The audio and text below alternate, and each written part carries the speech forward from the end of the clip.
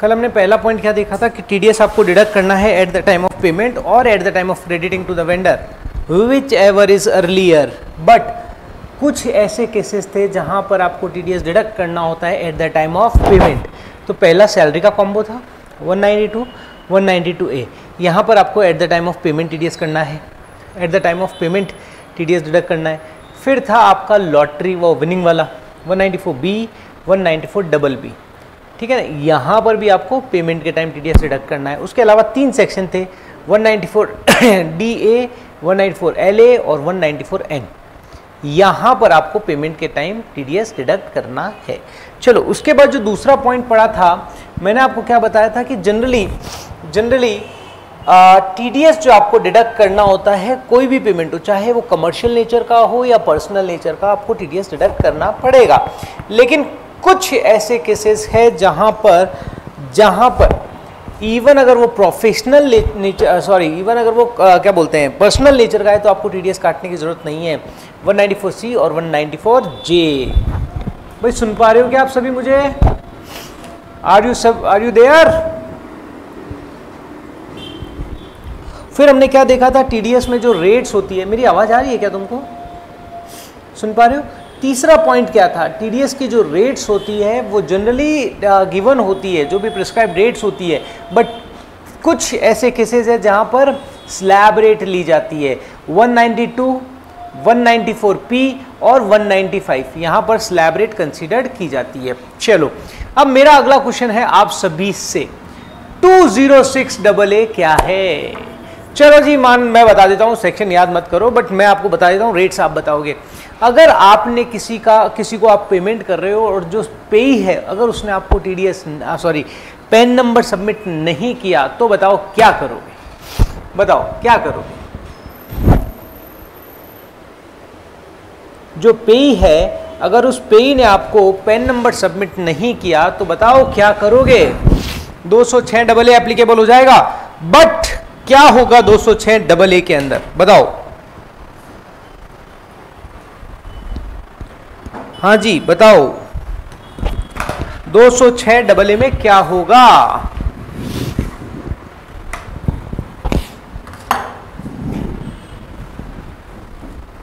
बोलो। ये स्क्रीन अभी आ जाएगी, 2 मिनट रुक जाओ बस, मैं रिवाइज करवा रहा हूं, तब तक मैंने अभी स्क्रीन को यहां पे लिया नहीं है। हाँ जी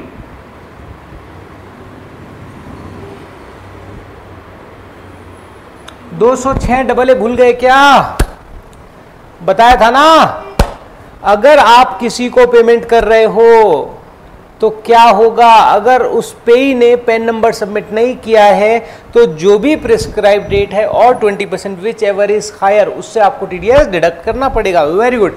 अब ये तो हो गया सर पैन सबमिट नहीं किया, बट उसने रिटर्न फाइल नहीं किया, ये कहता है लास्ट ईयर का रिटर्न फाइल नहीं किया जिसका ड्यू डेट एक्सपायर हो चुका है, तो उस केस में क्या करोगे? Twice of the prescribe rate और 5% विच एवर इज हायर, उस रेट से आप उसका टीडीएस डिडक्ट करोगे। तो 206AA और 206AB पैन नंबर के केस में आता है AA और रिटर्न के केस में आता है AB, ठीक है।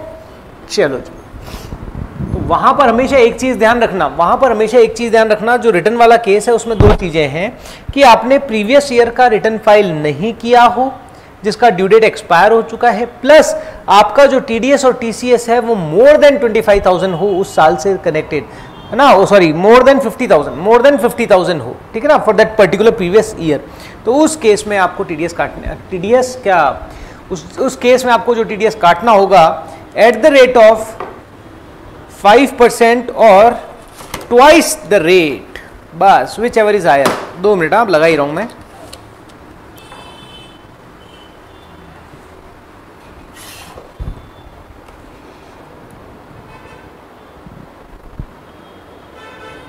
चलो जी, यहां तक हमने कंप्लीट कर लिया था, ये भी हो गया था। No need to deduct TDS. कहां पर टीडीएस हमें डिडक्ट नहीं करना है? Central government, state government, RBI, mutual fund, state corporation, अगर आप इनको पेमेंट कर रहे हो तो आपको टीडीएस काटने की जरूरत नहीं है। 10 की जरूरत नहीं है। कहां पर? IB के अंदर, M के अंदर और IA के अंदर। 194 IA, IB और M के अंदर आपको 10 की जरूरत नहीं है। जनरली आपको TDS जब आप डिडक्ट करते हो उस महीने की, अगले महीने की 7 तारीख को डिपॉजिट कराना होता है, बट इन केसेस में अगले महीने की 30 तारीख को जमा कराना होता है। ठीक है, चलो जी। CHIJAR, हाईजैक, आर ले लो, चाय का जार ले लो, व्हाटएवर जो भी आप ले लो। यहां पर आपको ध्यान करना कि पेयर कोई भी पर्सन होगा बट अदर देन इंडिविजुअल और HUF जिसका प्रीसीडिंग प्रीवियस ईयर का टर्नओवर 1 करोड़ या 50 लाख से ज्यादा नहीं है, वो इन सेक्शन में TDS नहीं काटेंगे। मतलब इंडिविजुअल और HUF जिनका प्रीसीडिंग प्रीवियस ईयर का टर्नओवर 1 करोड़ या 50 लाख से ज्यादा नहीं है, वो 194C, 194H, 194I, 194J, 194R और 194A के अंदर TDS डिडक्ट नहीं करेंगे। Yes, good morning Shivani, I hope this is clear. यहां तक कंप्लीट हो चुका है। ये रेट्स मैंने आपको बता दी थी, लिमिट्स आपने लिख ली है। चलो लिमिट्स में लास्ट एक चीज पूछता हूं, आपको रेट्स वगैरह के बारे में तो सब आइडिया हो गया है। अब मुझे ये बताओ, मैंने इसमें स्पेशल नोट बताया था payer, who will be the payer except 3 combo, बताओ who will be the payer. Payer में मैंने बताया था, पेयर में मैंने क्या बताया था, who will be the payer, बताओ कौन बताएगा, बिना देखे कोशिश करो। Payer will be any person except 3 combo, very good, कौन?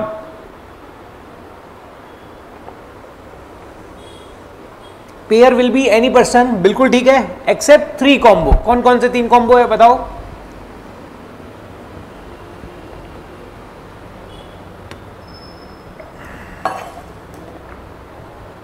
वेरी गुड, पहला कॉम्बो सैलरी 192 वाला और एक EPF ट्रस्ट वाला 192A। दूसरा 194N और 194P बैंक, वेरी गुड। तीसरा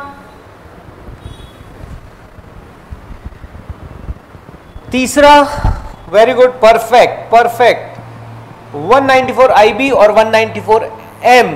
194 IB में कौन आ जाएगा? इंडिविजुअल और HUF जो I में कवर नहीं हो रहा है वो 194 IB में कवर हो जाएगा। इंडिविजुअल HUF जो CHJ में कवर नहीं हो रहा है वो M में कवर हो जाएगा। That's it, perfect.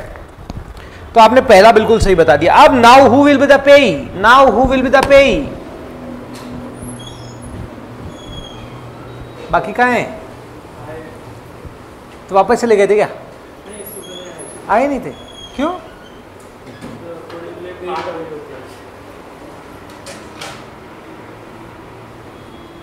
हाँ जी, अगला क्या था? हु विल बी द पेई, हु विल बी द पेई, वेरी गुड, सबने एकदम परफेक्ट बताया है, बहुत बढ़िया। हु विल बी द पेई, बताओ हु विल बी द पेई।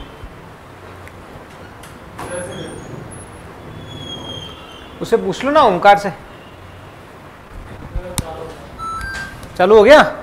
Who will be the pay? Pay will be the resident. Resident always resident except 3 combo. कौन कौन से? 192 और 192A। 192A में क्या? 192 में तो हो जाएगा एम्प्लॉयर और एम्प्लॉय, ठीक है ना? सॉरी एम्प्लॉय क्या, बाई डिफॉल्ट पे ही रेजिडेंट होगा except these 3 combo. These 3 combo में कौन होगा? एनी पर्सन, एनी पर्सन, ठीक है। 192 192A any person, 192B 192BB any person, 194G 194N any person, ठीक है ना? Very good. तो 3 कॉम्बो आपने बता दिए। अब मैंने बताया था रेट्स, कौन बताएगा? What will be the rates? कौन से सेक्शन में क्या रेट्स है? बस ये जो 5 स्पेशल नोट जो बता रहा हूं ना, बस पूरा TDS इसी के अंदर है। और अब जो मैं नोट लिखाऊंगा वो तो एक अंडरस्टैंडिंग है प्रोविजन की।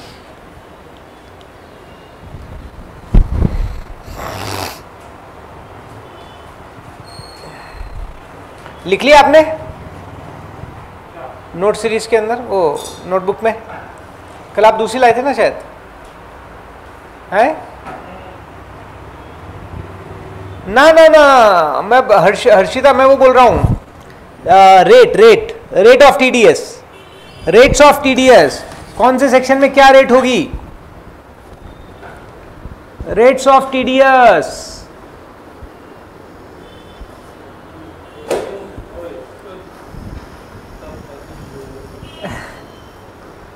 क्यों? ओए सुन, दम है जी इंडिविजुअल बिजनेस में। तो Q में 0.1%, O में 1%, IA 1%, C में 2%, N में 2%, DA, M, H, G और IB यहां पर 5%।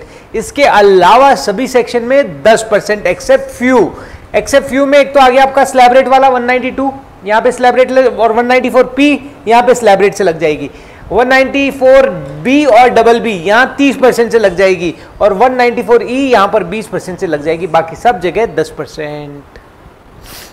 बोलो भाई, है समझ आ रही है? याद हो रही है या नहीं हो रही है? चलो जी, ये एक पॉइंट था। फिर मैंने आपको लिमिट्स करवाई थी, अब लिमिट्स पे आ जाओ। अब लिमिट्स तो तुम्हारे लिए बहुत आसान है। हाँ हर्षिता, अब आप बताओ, आप लिमिट बता रहे थे ना, अब बताइए। नाउ एवरीवन इज परफेक्ट भाई, एवरीवन इज परफेक्ट, मतलब तुम्हारे सबके आंसर एकदम परफेक्ट जा रहे हैं, मजा आ गया। आयुषी एक जगह गड़बड़ कर दी, 194 DA होगा, DA क्या हो गया आदित्य?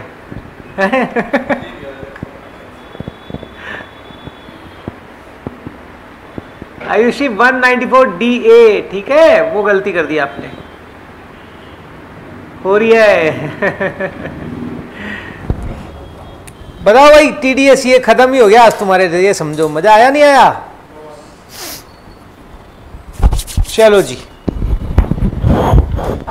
CS एग्जीक्यूटिव आयुषी आपने किया हुआ है ना? हाँ हाँ आयुषी, शायद आयुषी किसने किया हुआ है CS एग्जीक्यूटिव यार? शायद साथ कर रहे होंगे। यस, वेरी गुड यार, लिमिट ही शुरू कर दी तुमने तो। इन्वेस्टमेंट इनकम कौन कौन सी सेक्शन है सर? 193 इंटरेस्ट वाला, 194 डिविडेंड वाला, 194A इंटरेस्ट वाला, interest other than interest on security, 194K mutual, कभी कभी म्यूचुअल फंड में भी इन्वेस्ट कर लिया करो। यहां पर 5000 की लिमिट है।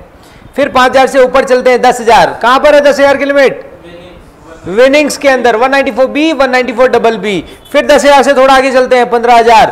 15,000 की कहां पर है लिमिट? कमीशन 194D, दे प्रीमियम दे 194G। गैम्बलिंग, लुटेरा बना रहा है रे तू सबको, लुटेरा मतलब सटोरिया बना रहा है, लॉटरी टिकट सेल कर रहे हो। 194H और कमीशन कहां है ना? H में है। तो ये तीनों आपके कंप्लीट हो गए। 15,000 से आगे चलते हैं 30,000। कहां पर है? बिजनेस की सबसे इंपॉर्टेंट सेक्शंस 194C, 194J, यहां पर 30,000 की लिमिट है। 30,000 से थोड़ा सा आगे बढ़ते हैं 50,000। कहां पर है? IB 50,000 से ज्यादा रेंट पे कर रहे हो। और एक जगह है 192A EPF, अगर PF से आप विड्रॉल कर रहे हो 50,000 या ज्यादा तो आपको TDS काटना पड़ेगा। अच्छा अभी चल रहा है। ओ हर्षिता, ओके। अच्छा हर्षिता के चल रहा है क्या? तो आप कहां से कर रहे हैं हर्षिता? इधर ही, अपने इधर से ही दो चीजें मैनेज हो रही है आराम से। वैसे तो अच्छा है, साथ में निकलती है चीजें। मैंने भी जब CA, CS, ICW किया था ना, तो सबसे पहले मैंने तो CA की तैयारी करता था, CS निकल जाता था, CW निकल जाता था। साथ में थोड़ी ना होता है। साथ में कैसे नहीं होता है? कौन मना करता है? अरे तो लॉ में क्या पढ़ना है रे? अभी फॉर्म भरो, यूं ही निकाल दोगे CS। कहाँ करते हो रे? और क्या, तुम करो तो सही, शुरुआत तो करो, फॉर्म भरो। मैं हूं ना, कुछ पढ़ने की जरूरत नहीं है, ऐसे निकाल देंगे। तुम जो CA में पढ़ रहे हो ना, 5-6 सब्जेक्ट तो अरे ऐसा नहीं होता है मेरे भाई। अच्छा दिसंबर में प्रोफेशनल का एग्जाम है। ओ वाह यार हर्षिता, CS बन जाएगी यार अभी। CS हर्षिता है ना? चलो बढ़िया यार, एक डिग्री आ जाएगी ना, अच्छा रहेगा हर्षिता के। वेरी गुड, बहुत बढ़िया। अरे हाँ मैं भूल ही गया, अपन कहाँ चल रहे थे, बातों में भूल ही गए। 50,000 की बातें कर रहे थे अपन। 50,000 से ऊपर क्या है? 1 लाख रुपया। 1 लाख रुपया कहाँ पर है? लाइफ इंश्योरेंस मैच्योरिटी 1 लाख या उससे ज्यादा अगर आपको लाइफ इंश्योरेंस मैच्योरिटी पे पैसा मिला हो तो उसमें ध्यान रखना, जो प्रीमियम आपको, जो अमाउंट आपको मिला है माइनस प्रीमियम पेड, उस पर आपका टीडीएस लगता है। और 1 लाख से ऊपर जाएंगे तो 2,40,000। 2,40,000 कहां था? 194 आई, रिक्वायरमेंट आई, रेंट, ठीक है। फिर 2,50,000 कंपल्सरी एक्विजिशन, ला एले, ठीक है। फिर 2 लाख 2.5 लाख से ऊपर जाए तो 5 लाख 194 ओ ई कॉमर्स ऑपरेटर। 5 लाख से ऊपर जाए तो 50 लाख। ये कहां पर है 50 लाख? 194 IA इमोबल प्रॉपर्टी का एक्विजिशन और है 194 क्यू, 50 लाख से ज्यादा परचेस किया हो तो। और 50 लाख से ऊपर जाए तो 1 करोड़। ना कैश विड्रॉल नहीं करने का। 194 N। भाई साहब मुझे बताओ, तुम्हें लिमिट भी याद है? ना सेल है ही नहीं यार, हमको भी चाहे। अरे लो है क्या आज? ओ भाई गॉड, फिर कैसे काम चलेगा? अरे आज तो गड़बड़ हो जाएगा ऐसे तो। हम कल आगे है। अरे सेल ही नहीं है आज तो। अरे राहुल, अरे हमका यहाँ सेल ही खत्म हुए गवा, कहीं से सेल अरेंज करवाओ ना यार। आदित्य क्या करते हो? काय करते? हाजी जी, हाजी क्या हाल है? चल समझ आ रहा है? चलो जी, तो यहां तक क्लियरिटी है तुम्हें? तो मुझे बताओ टीडीएस में प्रॉब्लम क्या है फिर? ये तो बिल्कुल फर्जी चैप्टर है तुम्हारे लिए, है कि नहीं? थोड़ा थोड़ा नहीं, पूरा फर्जी होना चाहिए यार। थोड़ा कैसे फर्जी करते हो? हाँ ऐसे मत करो यार, दिल तोड़ दोगे तुम मेरा। जब साला कोई टेक्स्ट में तुम्हारे को कोई बच्चा मिलेगा तो बोलना क्या रे फर्जी है, रे फर्जी, 1 नंबर का फर्जी सब्जेक्ट है। बोलेगा क्या बात कर रहा है। चलो जी चले आगे। हम इसमें क्या कर सकते हैं? अरे मजाक कर रहा हूं राहुल यार, हमें ही पता है तुम काहे कुछ ना ही कर पाओगे। एक्चुअली तुम होते हो ना तो बिहारी बोलने की इच्छा होती है, अदरवाइज इच्छा नहीं होती है। कोई होता है ना तो मजा भी आता है बिहारी बोलने का। चलो जी आगे चले। Now come on the note 1। तुमने ये कॉलम फिल कर लिया लिमिट वाला? कर लोगे, मुझे पता है। तुम आज मना कर, आज नहीं किया तो कभी नहीं करोगे, आज नहीं तो कभी नहीं, बट कोई बात नहीं, कर लेना। अब आ जाओ, मैं तुम्हें लिखाता हूं नोट 1। अब एक एक नोट को समझते हैं, ठीक है? ये नोट 1। चलो अब अपन नोट देखते हैं। स्पेशल नोट क्लियर है पांचों? बस जब एग्जाम में रिकॉल करके करने जाओगे ना लास्ट मोमेंट पे, तो बस मैंने 8 पॉइंट बताए शुरू के, ठीक है? वो और ये टेबल बताई, ये टेबल और ये टेबल के बाद जो special note 5, more than sufficient. कुछ करके जाने की जरूरत नहीं है बाद में तुम्हें, ठीक है? ये नोट तो तुम्हारे को क्लियरिटी देंगे। अब ये नोट तो तुम्हारे कंसेप्ट्स को खोल देंगे। अब चलो जी आ जाओ नोट 1।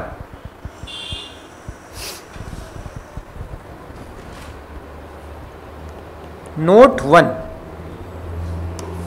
सेक्शन 192। जो मैंने आपको सेक्शन 192 में समझाया था, याद है क्या किसी को? मैं नहीं पूछूंगा, बस हाँ बोल दो याद है सर। सेक्शन 192 सैलरी, यही था? लिखो। मैंने इसमें क्या बताया था? टीडीएस बेस्ड जो कटेगा वो कटेगा based on the slab rate of the employee. लिख दो टीडीएस डिडक्ट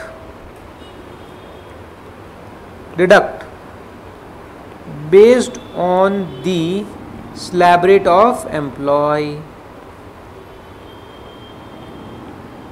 यार आज साला मैं जिम में गया, सालों ने मेरे को लेग करवा दिया, व्हाट लगा दिया आज तो। ट्रेनर मेरा जो था पाओ की वाट लग गई। एक्चुअली मैं पूना आने के बाद गया नहीं ना, आज 2 दिन हुए शुरू किए हुए। भाई साहब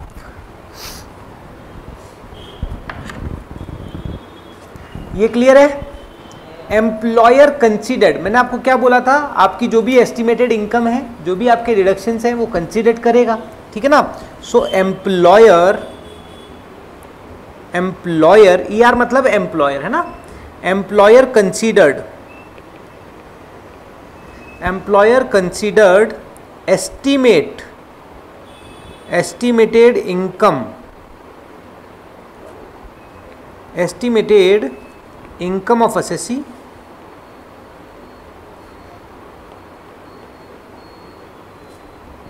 नहीं, estimated income and deduction of assessee, deduction of assessee, ठीक है, but loss will not be considered,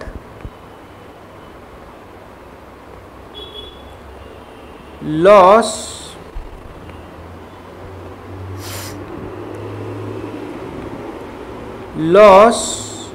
will not be considered except house property loss, ठीक है।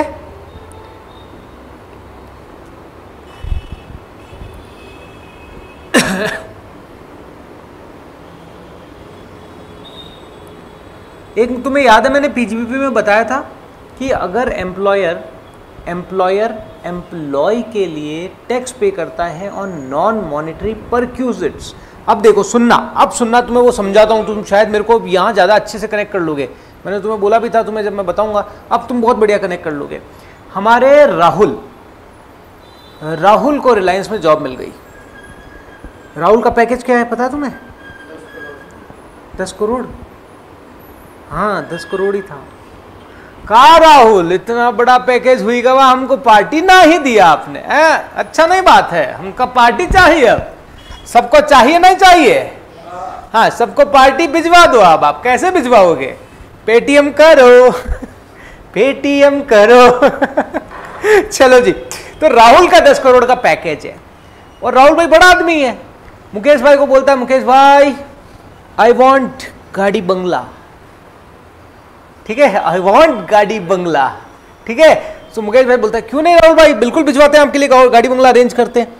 2 करोड़ की गाड़ी बंगले की फैसिलिटी, भाई साहब आलीशान बंगला, स्विमिंग पूल, मस्त गार्डन और कई सारे रामू, छोटे छोटे किसान मतलब हाउस होल्ड सर्वेंट्स। सो ये सारी फैसिलिटी उनको प्रोवाइड कराई जाती है 2 करोड़ की। These are facilities. इन फैसिलिटीज को क्या बोला जाता है पता है तुम्हें? क्या? परक्यूजिट्स परक्यूजिट्स बोला जाता है, नॉन मॉनेटरी परक्यूजिट्स। जहां बोलोगे पार्टी कहां चाहिए पूछ रहे हैं वो, पेटीएम करो सब नंबर दे भैया, ये पेटीएम करेगा क्या करो ठीक है। सो अब यहां पर देखना, तो मुकेश भाई बोलते हैं ठीक है राहुल भाई, I will pay you 12 CR your package, what will be the tax बताओ। 12 करोड़ पे कितना टैक्स लगेगा if he is in all tax regime? बताओ 12 करोड़ पे टैक्स कितना लगेगा? हो जाए तेरी बल्ले बल्ले हो जाएगी बल्ले, आहा चिकनक चिकनक चिकनक। सहज वह सब लगा देना भैया, सरचार्ज लगाओगे ना लगाओगे? भूल गए तुम? अरे इतना अच्छे से पढ़ाया था हमने, बेसिक कंसेप्ट सारा भूल गए। क्या करते हो रे बबुआ? काहे हमारा दिल तोड़ते हो तुम? इतना दिल तोड़ोगे? इतने दिल ताड़े लेके बैठे हैं हम। देखो 10 लाख रुपए तक तो क्या हो गया, 1,12,500, कितना बताऊंगा रे मैं तुमको। और 11 करोड़ 90,000, इस पे हो गया 30%, कितना हो गया बताओ मुझे, केएलसी दे दो। 33 लाख पूरा बोलो। अरे मेरे भाई 11.90 का 30% कितना होता है? 3 करोड़ 57 लाख। टोटल कितनी हो गई? 3,58,12,500। चलो सेस लगेगा नहीं लगेगा, सेस लगेगा नहीं लगेगा, at the rate of cess कह रहे सरचार्ज, सरचार्ज लगेगा नहीं लगेगा, कितना लगेगा? तुम्हें बीच बीच में मेरे को लगता है ये टैक्स रेट याद करानी पड़ेगी, रोज भूल जाते हो तुम। हाँ और क्या, लेकिन कुछ जगह बेनिफिट है, बताओ कहां जगह बेनिफिट है? हर जगह 37% लग जाएगा। साला भूल गए तुम सब, कहीं भैंस पानी में इतने दिन अपन कर क्या रहे थे? अरे क्या करेंगे, हवन करेंगे, वास्तव में हवन ही हो रही है तुम्हारा। अरे भाई मैंने एक सरचार्ज में बताया था मैक्सिमम रेट विल बी, किताबें क्या देखते हो हैं? अरे काय का 1 करोड़ से ऊपर। कुछ केसेस है जहां पर सरचार्ज इतना से ज्यादा नहीं होता है। अरे तुम क्या कर रहे हो रे? और भाया ये इधर और तुम ऑनलाइन दोनों, हाँ सल्टा डाला। हाँ देखो हर्षिता ने बचा लिया हमको। 111A 112A 112 भूल गए। और डिविडेंड इनकम, इस पे कभी भी सरचार्ज 15% से ज्यादा नहीं लगता है। करते का हो तुम? हाँ यहाँ पे वैसे वो नहीं है बट बता रहा हूं तुम। हाँ जी सरचार्ज बताओ कितना हुआ? अरे नहीं सरचार्ज कितना हुआ? 3,58,00,000 पे 137। चलो सब मिला के बताओ भाई, सब मिला के बताओ टोटल टैक्स कितना हुआ? 5 करोड़। हाँ 8 लाख। क्या कर रहे हो यार? 5 करोड़ 10 आ रहा है सबका, तुम्हारा 8 आ रहा है। अच्छा सॉरी सेस भी तो लगाओगे। हाँ 5 8 360, इसमें 4% सेस लगाओ। अरे नहीं क्या सेस ना लगाओगे क्या? अरे तुम्हारा सेस लगा के आ रहा है 5 10 हाँ बिल्कुल सही, सबका यही आ रहा है 25,650, मतलब 5 crore 10,25,650। This will be the tax. हाँ यहाँ नहीं है आरवा, यस बट मतलब ऐसे ही पूछ लिया हो तो मैंने, यहाँ नहीं है, यहाँ तो 37% लगेगा। तो this is the final tax. Mukesh भाई कितना पैसा इसका हर महीने काटेंगे? मुकेश भाई इसका कितना पैसा काटेंगे हर महीने? 5 करोड़ 10,25,650 अपॉन 12, तो हर महीने कितना टीडीएस काटेंगे उसका?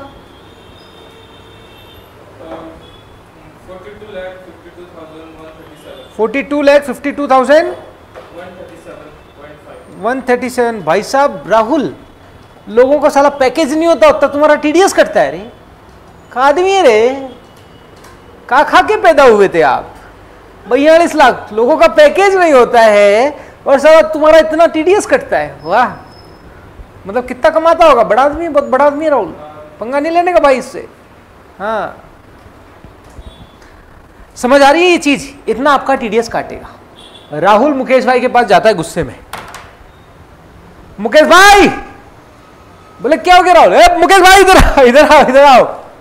क्या सर अपना ये 2 करोड़ परक्यूजिट्स पे मैं नहीं दूंगा टैक्स।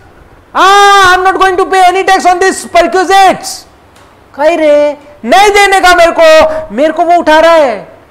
कौन? सुंदर पिचाई। मैं उधर जा रहा हूं, मैं नहीं, मेरे को नहीं करना। अरे राहुल भाई गुस्सा क्यों होता है रे? रुकना रे, तू इस 2 करोड़ पे टैक्स ना देना, मैं दे दूंगा, मैं दे दूंगा। Tax on non monetary perquisites कैसे निकालोगे? कैसे निकालोगे? मैं याद करो, मैंने बताया था ये अलग निकालेंगे। कमाल करते हो तुम। हाँ मुझे क्या पता, निकाल के बताओ मुझे, सब निकाल के बताओ। What will be the tax on non-monetary perquisites? अभी तुम्हें समझाता हूं क्या होता है ये। भूल गए सब तुम? समय समय पे तुम्हें अगर रिकॉल, इसलिए मैं किताबें नहीं पढ़ाता हूं यार। साला किताबें पढ़ाऊं तो प्रॉब्लम पता है क्या होती है? जो किताब में लिखा हुआ है वही पढ़ाऊंगा, कनेक्ट ही नहीं कर पाऊंगा। और साला मैं यहाँ पे 10 चीजों को कनेक्ट करा देता हूं, इसलिए किताबों से दूर रहते हैं अपन। नहीं तो क्या है, आगे पढ़ा पीछे गया। वेरी गुड, आयुषी का आंसर आया है sir 85 lakh will be the, मेरे को नहीं पता भाई। टोटल टैक्स कितना बन रहा है उसका? 5 करोड़ 10 लाख 25,650 अपॉन कितने पे है 12 करोड़ पे, तो 2 करोड़ पे कितना होगा,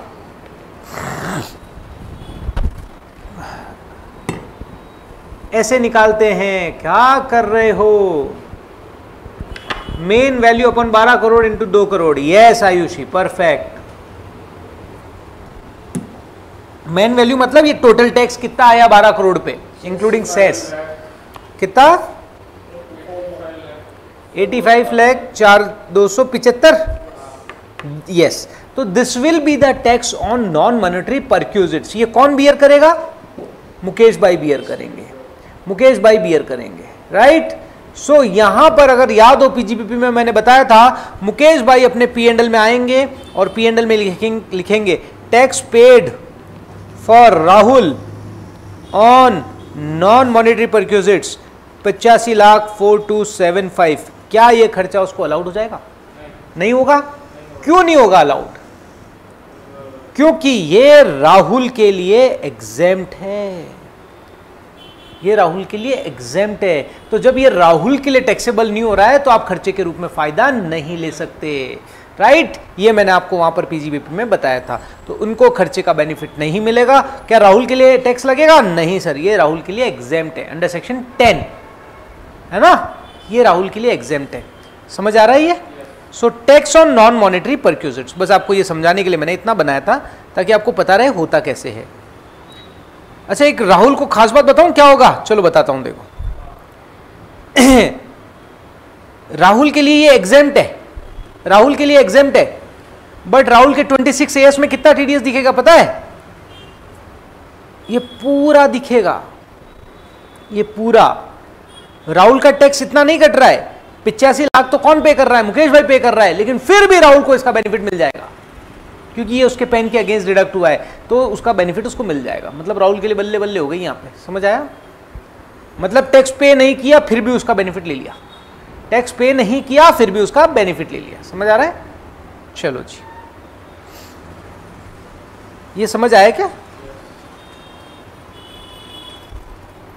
मैं थोड़ा सा प्रैक्टिकल टच पे पढ़ाता हूं यार, थोड़ी किताबों को मैं बाहर रखता हूं और ये क्या सारा मैंने काम किया हुआ है ना, तो मेरे को थोड़ा इजी लगता है सब। ये सारी चीज़ें मैं अपने टीम को कंसल्ट करके, मतलब कंसल्ट किया करता था, बताया करता था मैं उनको कि भाई ऐसे काम करो, ऐसे करो, तो इसलिए मेरे को तुम्हें एक्सप्लेन करना भी इजी लगता है और शायद तुम्हें इस चीज़ से ग्रिप भी अच्छी आती है, चीज़ों को समझ भी अच्छा आता होगा। यस, लिखो भाई लिखो। Employee can take benefit of tax paid by employer, employee can take benefit of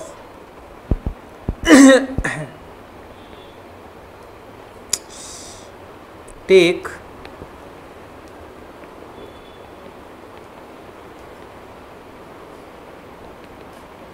benefit of tax which paid by employer on non-monetary perquisites.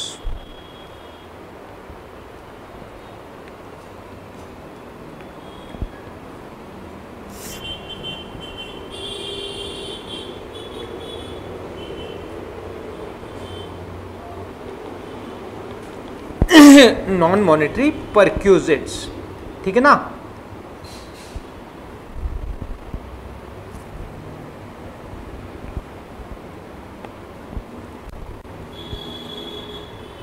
ये एग्जेम्प्ट होती है, exempt for employ under section 1010C।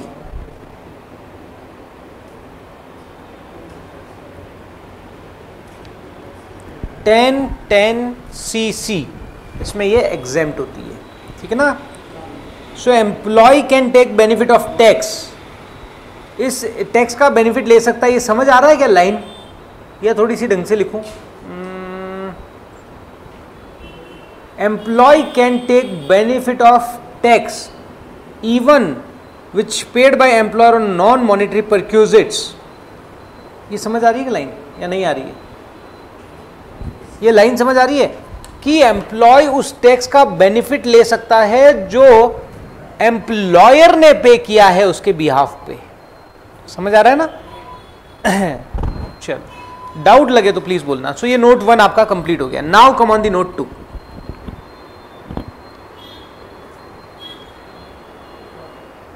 Note 2 ये complete लिख लिया सबने? एक बार हाँ कर दो।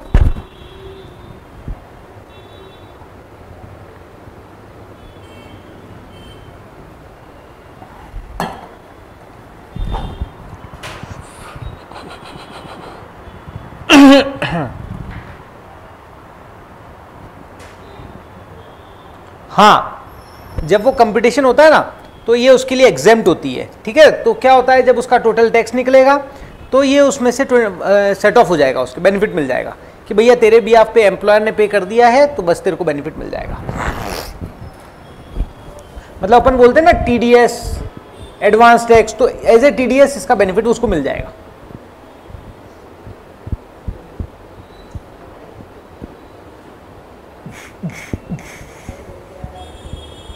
क्या हुआ? चलो नोट 2, अगला पॉइंट क्या था अपना? देखो ये आ जाओ यहाँ नोट 2, ऐसे। अब आ जाओ तुम नोट 2, ठीक है ना? ऐसे ऐसे पढ़ाने वाला हूं मैं तुम्हें। अब आ जाओ नोट 2। इजी है नोट 2, बहुत इजी है, कोई खास बात नहीं है उसमें। नोट 2 क्या हो गया?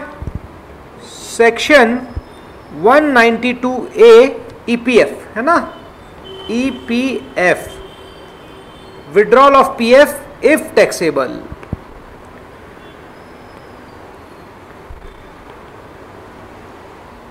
Withdrawal of PF if taxable, ठीक है ना? अगर ये आपका टैक्स जो लगेगा ना वो तभी लगेगा जब आपके लिए वो पीएफ टैक्सेबल है। और पीएफ टैक्सेबल कब होगा ये मैंने बताया था आपको, याद आ रहा है? हाँ, अगर आप 5 साल से पहले अगर उस पीएफ को विड्रॉल करते हो तो वो आपके लिए टैक्सेबल हो जाता है, अदरवाइज वो टैक्सेबल नहीं होता है। मान लो जूही कंटिन्यू टाटा ग्रुप में काम कर रही है 5 साल तक, तो जो भी उसका पैसा उस पीएफ अकाउंट में पड़ा है, ठीक है, अगर मान लो वो 5 साल के बाद उसे विड्रॉ करती है तो टैक्सेबल नहीं होगा, लेकिन अगर 5 साल के पहले विड्रॉल कर लेती है तो यस वो पैसा टैक्सेबल हो जाएगा। ये चीज ध्यान रखना, ठीक है? ठीक है, अब आ जाओ यहां पे। अगर वो टैक्सेबल है तो क्या होगा? देखो, इफ पेई नॉट सबमिट, लिमिट तो मैंने तुम्हें लिखाई दी, लिमिट तो मैंने तुम्हें लिखाई दी थी 50,000 या उससे ज्यादा आप अगर विड्रॉल करते हो तो 10% टीडीएस काट लिया जाएगा। अब जो स्पेशल पॉइंट्स इसमें लिखा रहा हूं जो रिलीवेंट है इसको समझने के लिए वो ये है कि अगर मान लो आपने अपना पेन सबमिट, या वो भी नहीं है एक्चुअली, वो भी नहीं है, छोड़ दो, कोई पॉइंट ही नहीं है इसमें। नोट 2 हटा सकते हो, इसमें कोई पॉइंट नहीं है, सारा मैंने ऊपर लिखा दिया। पहले हुआ करता था बट आजकल अब आपके लिए नहीं है। पहले क्या हुआ करता था? एमएमआर रेट से टैक्सेबल हुआ करता था। एमएमआर पता है कि क्या होता है? Maximum marginal rate.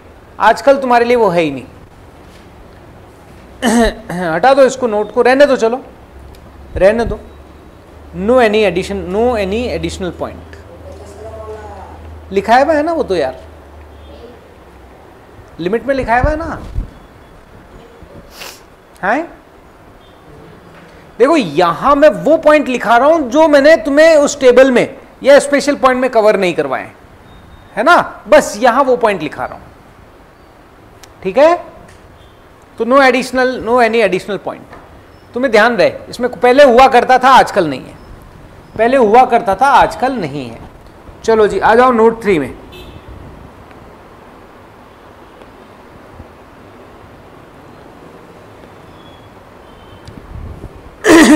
नोट 3 क्या था? Section 193 interest on securities. अब यहां मैं आपको लिखाता हूं पॉइंट।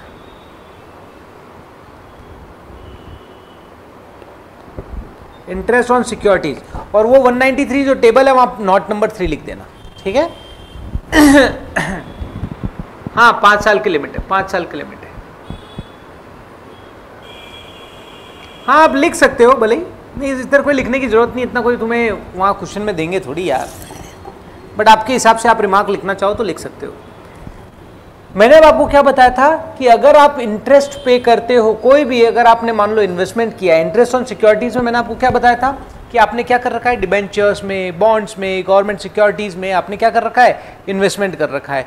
और अगर आपने वहां पर इन्वेस्टमेंट कर रखा है और उस इन्वेस्टमेंट के कारण अगर आपको कोई भी इनकम हो रही है, यस, तो उस पर टीडीएस डिडक्ट किया जाएगा। तो जो पे कर रहा है, कौन पे करता है,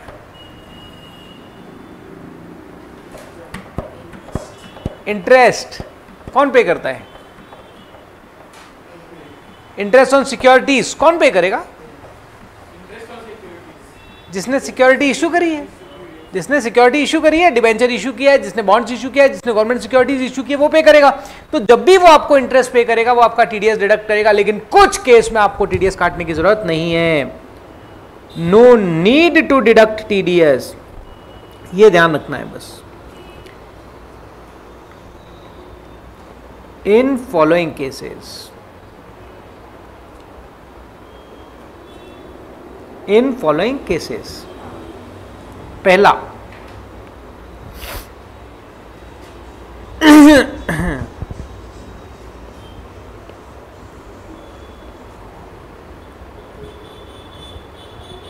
अगर मान लो इंश्योरेंस कंपनी को पेबल है, पेबल टू इंश्योरेंस कंपनी, अगर आप किसी इंश्योरेंस कंपनी को पे कर रहे हो तो टीडीएस काटने की जरूरत नहीं है,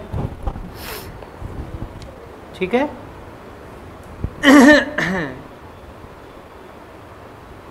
ठीक है, अगर आप पेबल ऑन गवर्नमेंट सिक्योरिटीज पे अगर आप पे कर रहे हो, एक्सेप्ट फ्यू केसेस, अगर आप गवर्नमेंट सिक्योरिटीज पे अगर आप इंटरेस्ट का पेमेंट कर रहे हो तो आपको टीडीएस काटने की जरूरत नहीं है।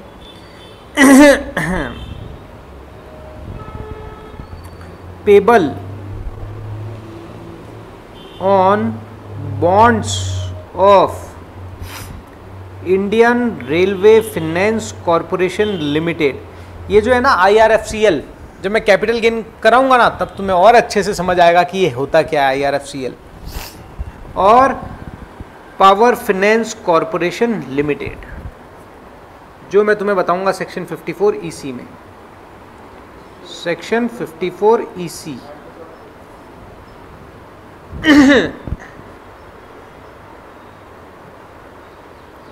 इंश्योरेंस कंपनी कहाँ पे करती है भाई जूही, इंश्योरेंस कंपनी सिक्योरिटीज थोड़ी इश्यू करती है, यहां समझो। अब ये जो तुम इंश्योरेंस कंपनियों को पैसा देते हो प्रीमियम, इंश्योरेंस कंपनी के पास पूरा प्रीमियम आ जाता है, करती क्या है वो, उसका वो भी तो आगे इन्वेस्टमेंट करती है। अगर उसने अगर मान लो उसने डिबेंचर ले लिए, बॉन्ड ले लिया या गवर्नमेंट सिक्योरिटी ले लिया, तो उनको जो इंटरेस्ट पे करेगा ना, जो कंपनी उनको इंटरेस्ट पे करेगी वो उनका टीडीएस डिडक्ट नहीं करेगी, क्योंकि यहाँ पर मना कर दिया है कि इंश्योरेंस कंपनीज मतलब क्या हो गया, जैसे बजाज इंश्योरेंस हो गया, नेशनल इंश्योरेंस हो गया, लाइफ इंश्योरेंस हो गया, है ना, LIC, अगर आप इनको ब्याज पे करते हो ना तो इन पे टीडीएस करने की जरूरत नहीं है। अब इंश्योरेंस कंपनी अपने को जो पे करती है वो ब्याज थोड़ी पे करती है, अपने को ब्याज थोड़ी पे करती है, वो कोई हमसे लोन थोड़ी लेती है, वो लोन लेती है अपने से, नहीं ना, करेक्ट जूही, समझ आया।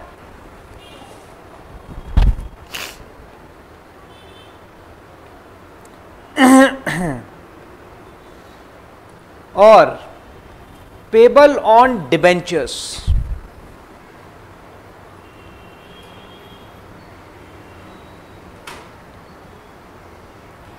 payables on debentures,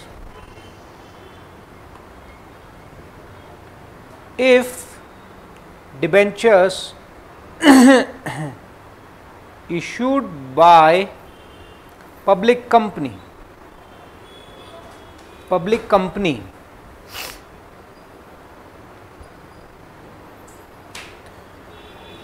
plus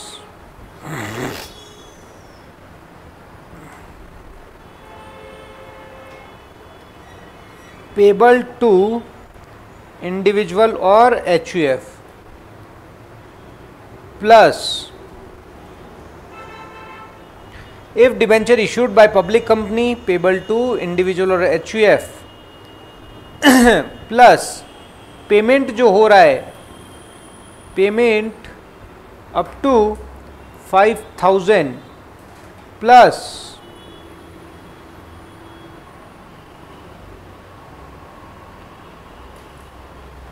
payment up to 5,000 और payment through prescribed payment method. अगर ये सारी सिचुएशन आप फुलफिल करते हो, पहला डिबेंचर इशूड होना चाहिए पब्लिक कंपनी के द्वारा, पेबल होना चाहिए इंडिविजुअल और HUF को, पेमेंट होना चाहिए 5,000 तक, और अगर प्रिस्क्राइब्ड पेमेंट मेथड से आपने पे किया है तो डिबेंचर पर आपको TDS काटने की जरूरत नहीं है। समझ आ रहा है क्या ये? हाँ, वो तो मैं प्रॉफिट देता है ना भाई, जूही, हाँ करेक्ट। अब यहां पर आपने अब देख लो, अब ये सोच क्या बोल रहा है, अगर आपको डिबेंचर्स पे जो 5,000 की लिमिट बताई थी ना, वो ये वाली थी। समझ आ रहा है? बाकी के केस में 5,000 की लिमिट नहीं है, ये चीज ध्यान रखना। 5,000 की लिमिट है इसके केस में, बाकी के केस में कोई लिमिट नहीं है। सिर्फ और सिर्फ 5,000 की जो लिमिट है वो किस केस में है? वो सिर्फ और सिर्फ इसी केस में है। ठीक है, तो आप चाहो तो एक नोट लिख सकते हो, otherwise 5K limit only for individual वाला केस, नॉट फॉर अदर्स। समझ आ रहा है क्या? ये समझ आ रहा है मेरा पॉइंट जो मैं बताना चाह रहा हूं? मतलब ये क्या बोल रहा है आपको, इंटरेस्ट ऑन सिक्योरिटीज। अब मान लो कोई कंपनी ने किसी कंपनी के डिबेंचर्स खरीद रखे हो, मान लो किसी कंपनी ने, रिलायंस ने टाटा के डिबेंचर्स खरीद रखे हो, टाटा ने 1,000 रुपए का डिबेंचर, 1,000 का ब्याज पे किया, TDS काटना पड़ेगा या नहीं काटना पड़ेगा? बताओ।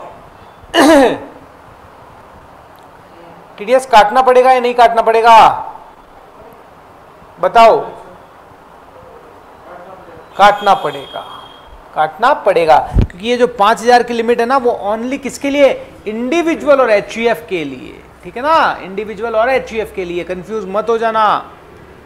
ठीक है, वो लिमिट लिखाने का पर्पस ये है कि तुम कभी लिमिट में कंफ्यूज ना हो, इसलिए। समझ आया? नहीं हर्षिता, काटना पड़ेगा, राहुल काटना पड़ेगा, जूही काटना पड़ेगा। मैंने क्या बोला, वो जो 5,000 की लिमिट है वो किसके लिए है? ओनली फॉर इंडिविजुअल और HUF, नॉट फॉर अदर्स। मैंने लिखा ना यहां पर, no need to deduct TDS in following cases. इन केसेस के अलावा तो आपको सब में TDS काटना पड़ेगा। समझ आया? काटना पड़ेगा। मान लो जूही, आरवा, राहुल, आपने रिलायंस के डिबेंचर खरीद लिए। ठीक है, अब समझना इसको, एग्जाम्पल, राहुल, जूही, आरवा, इन्होंने रिलायंस के शेयर्स डिबेंचर्स में पैसा लगा रखा है।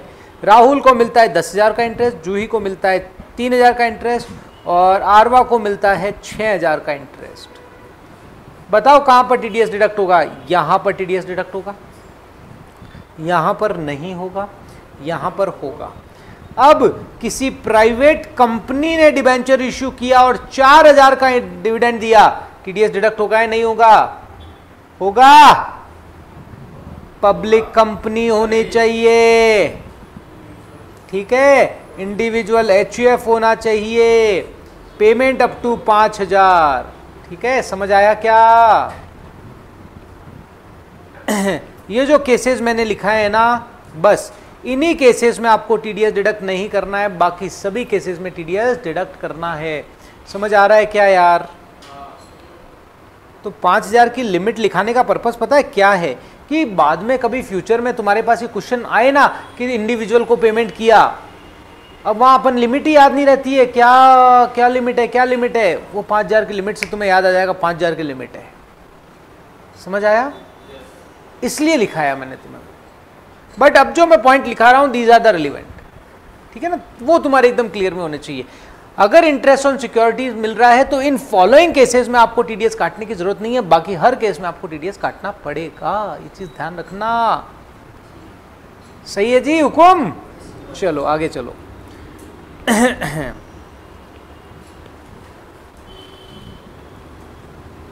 नोट 4 क्या हो गया? डिविडेंड। Section 194 dividend. डिविडेंड में भी मैंने यही बताया था 5000 की लिमिट, बट वो भी हर केस की लिमिट नहीं है, वो भी इंडिविजुअल एचयूएफ की लिमिट है। No need to deduct TDS in following cases.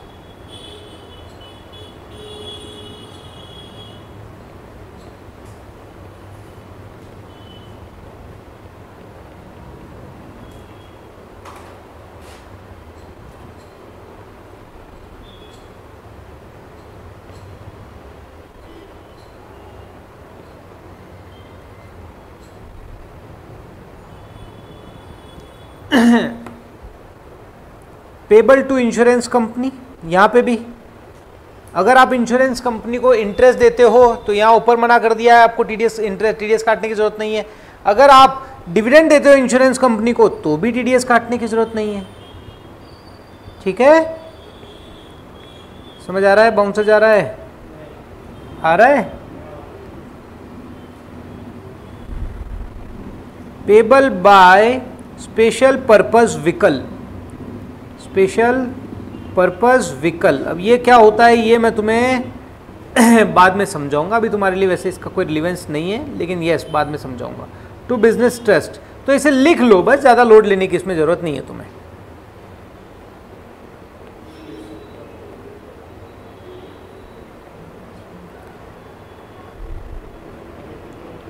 मैं बताता हूँ, अभी बताता हूँ, एसपीवी के बारे में बता ही देता हूँ तुम्हें। शेयर थोड़ा सा बताऊंगा, ज़्यादा नहीं बताऊंगा, ज़्यादा बाद में आपको, बाद में इसे कभी अपन बैठे होंगे ना तो प्रॉपर एक्सप्लेन करूंगा इसको। रेजिडेंट शेयर होल्डर, ये 3 केस में। अब रेजिडेंट शेयर होल्डर के केस में मैं आपको यहां पे बता देता हूं क्या क्या है। नॉट मोर देन 5K,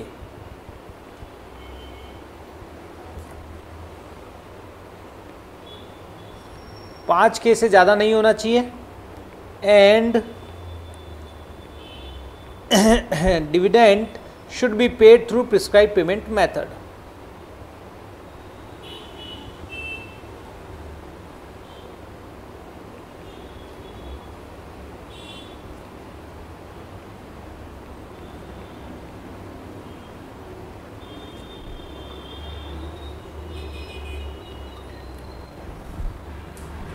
ठीक है,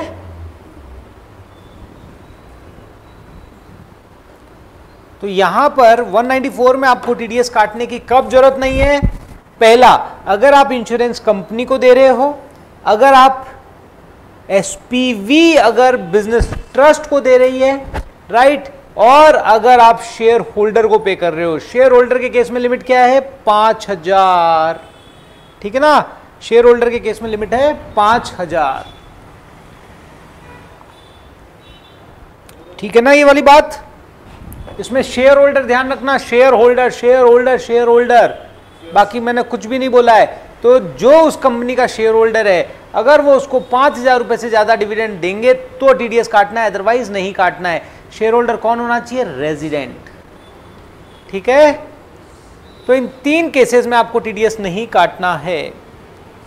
ओके जी, चलो note 5।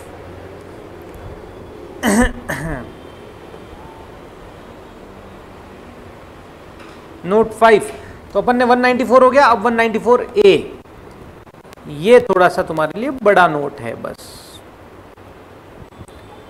Interest other than interest on securities.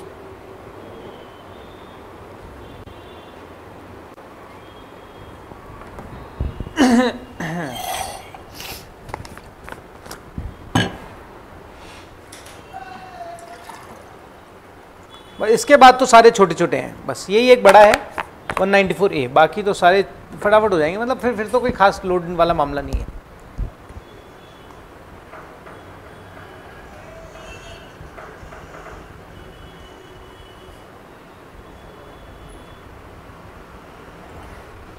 क्या हो गया? हाँ आदित्य क्या खबर आ गई है? किसका? अच्छा चलो जी, ये मैं सारे पॉइंट जो लिखा रहा हूं आपको पता पड़ रहा है क्या लिखा रहा हूं? जहां पर आपको टीडीएस काटने की जरूरत नहीं है, no need to deduct TDS.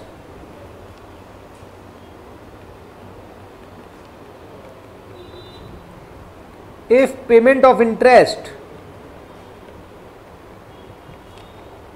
तबियत ठीक है उसकी? आ गया ना वो इधर? If payment of interest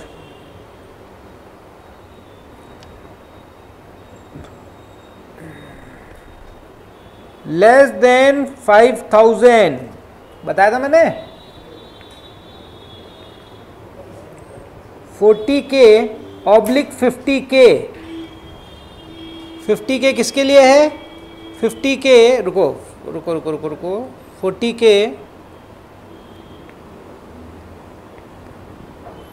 50K for senior citizen, for senior citizen,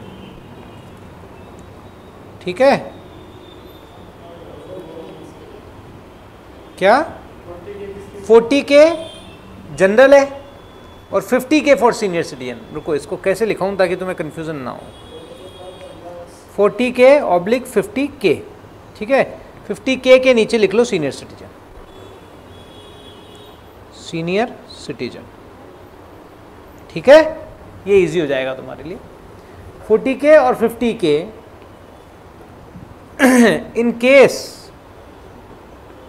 case if interest paid by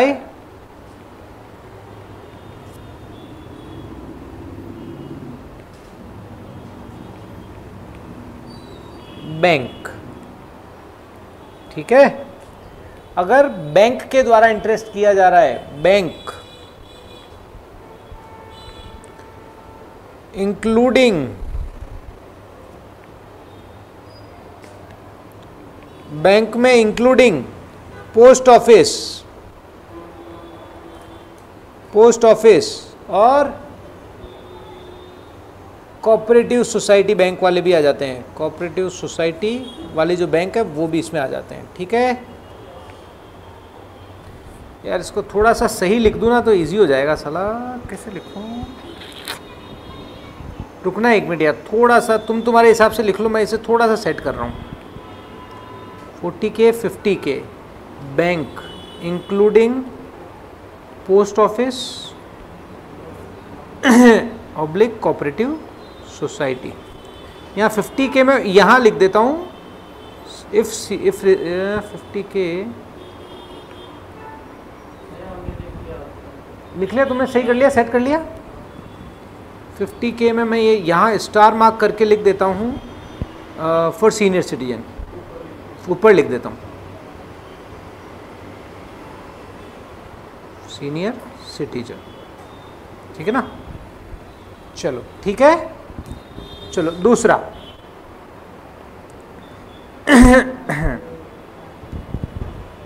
interest on income tax refund. जब तो अच्छा राहुल ये बोल रहे हैं, राहुल को समझ, राहुल बताता हूं। चलो देखो यहां क्या हो रहा है कि अगर मान लो आपको ब्याज मिल रहा है, समझना भाई साहब, अगर तुम्हें ब्याज मिल रहा है, इंटरेस्ट मिल रहा है, राहुल तुमने मेरे को कितना रुपए दिए, तुमने मेरे को कहा सर भरत सर मैं आपको 1 लाख रुपए देता हूं प्लस 10% के हिसाब से ब्याज दे देना मुझे। मैं कहा ठीक है राहुल दे दूंगा।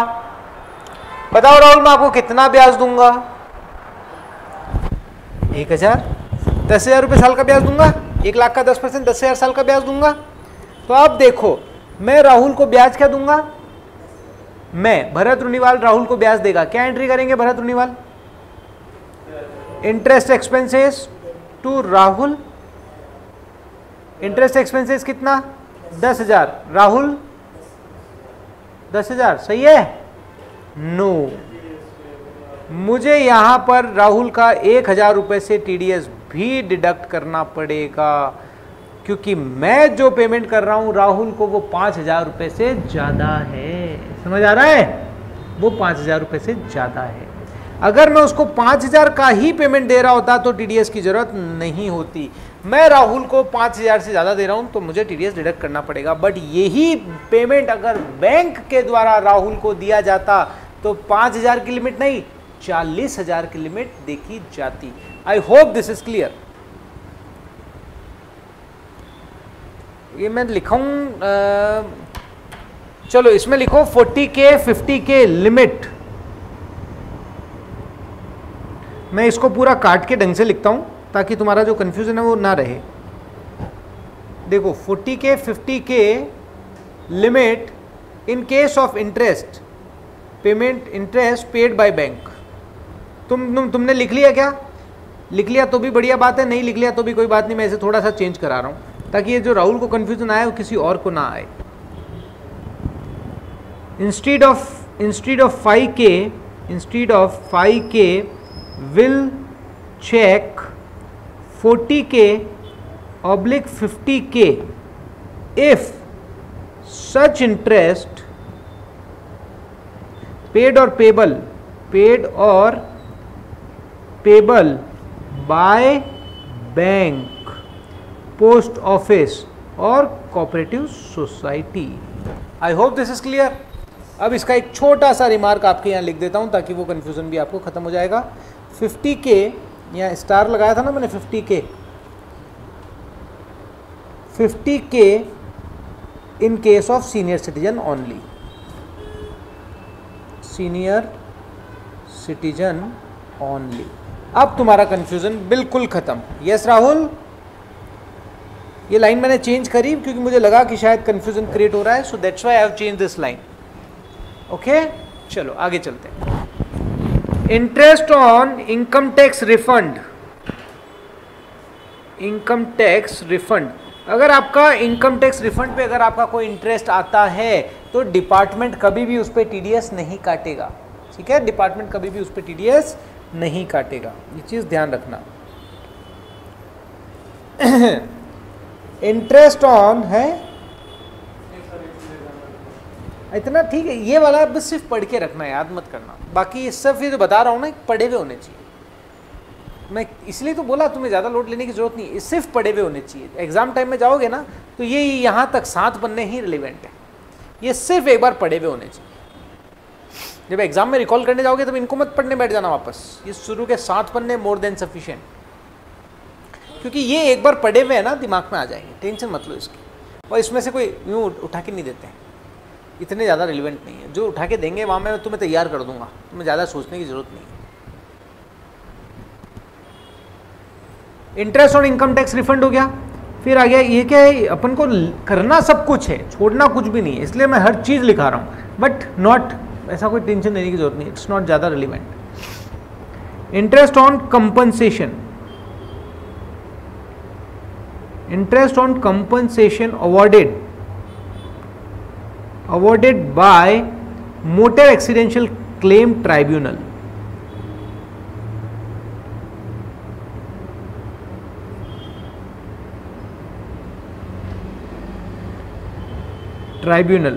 अब राहुल हमारे गाड़ी लेके निकले, क्या बोले, मैं निकला हो गड्डी लेके हो रस्ते पर, हाँ सड़क में एक मोड़ आया, मैं गाड़ी ठोक आया, वो एक मोड़ आया, मैं गाड़ी ठोक आया। तो हो क्या रहा है, इसका एक्सीडेंट हो गया गाड़ी का, गाड़ी डैमेज हो गई, और इसने क्या कर रखा है, मोटर एक्सीडेंट क्लाइम ट्राइब्यूनल के रूट आउट, इसको कोई कंपनसेशन मिलना है। ठीक है ना, अगर मान लो इसको मोटर एक्सीडेंशियल ट्राइब्यूनल के अकॉर्डिंग अगर कोई क्लेम मिलता है, वो अपन बोलते हैं ना इंश्योरेंस क्लेम, अगर उसको कोई क्लेम मिलना है तो उस क्लेम पे अगर उसे कोई लेट हो जाता है क्लेम देने में तो ब्याज भी दिया जाता है। क्या उस ब्याज पे टीडीएस काटा जाएगा? नो। समझ आ रहा है?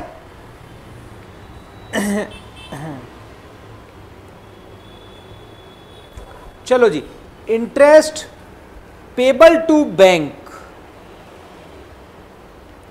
इंटरेस्ट पेबल टू बैंक, अगर आप किसी बैंक को including post office, cooperative society, अगर आप किसी बैंक को, किसी पोस्ट ऑफिस को अगर आप किसी बैंक को, किसी पोस्ट ऑफिस को, किसी कोऑपरेटिव सोसाइटी को इंटरेस्ट पे करते हो तो आपको टीडीएस काटने की जरूरत नहीं है। याद है आपने कभी, आपके परिवार में किसी ने हाउसिंग लोन लिया होगा? नहीं लिया। आपको अगर किसी को याद हो, अगर किसी का हाउसिंग लोन लिया हुआ हो या कोई भी XYZ बैंक से लोन लिया हुआ हो, बैंक क्या बोलता है? इंटरेस्ट दे रहे भाया, देते हो इंटरेस्ट? हाँ देते हो। टीडीएस काटते हो क्या? नहीं। क्यों? मना किया हुआ है कि तुम बैंक को, पोस्ट ऑफिस को, कोऑपरेटिव सोसाइटी को अगर तुम इंटरेस्ट पे कर रहे हो तुम्हें टीडीएस काटने की जरूरत नहीं है। समझ आ रहा है? समझ आ रहा है?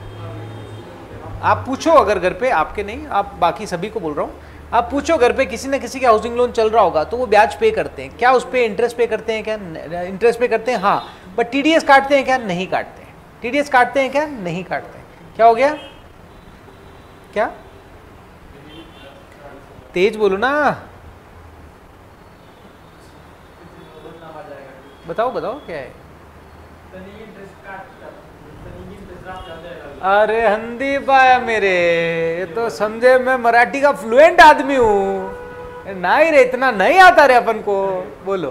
वो इंटरेस्ट पे करे तो वो इंटरेस्ट काट दो। कौन? बैंक वाले। वो तो काटेंगे। आप? हाँ आप नहीं काट सकते। ये तो गलत बात है। अब ये गलत बात तो यार अब क्या करें, डिपार्टमेंट ने सोच समझ के प्रोविजन बनाए हैं। डिपार्टमेंट ने सोच समझ के प्रोविजन बनाए हैं। आम आदमी, हाँ आम आदमी। तो आम आदमी बनना ही नहीं क्यों है? खास आदमी बनो ना। अब खास आदमी तो इससे ही पूछना पड़ेगा राहुल से, मुक्कू का खास है ये है भाई, मुक्कू के खास है, हमको भी बुला लो यार। 12 करोड़ की जॉब मत दिलवाना, 50 लाख की दिलवा देना, और क्या है भाई, है ना? राजी हम तो सब मिलके कर लेंगे। बोलो राहुल भाई। चलो जी आगे चलते हैं। अगर तुम्हें याद हो मैंने जीरो कूपन बॉन्ड्स बताया था, तो जीरो कूपन बॉन्ड्स पे भी क्या होता है? वो एक हिडन इंटरेस्ट ही होता है, उस पे भी आपको कोई टीडीएस काटने की जरूरत नहीं है।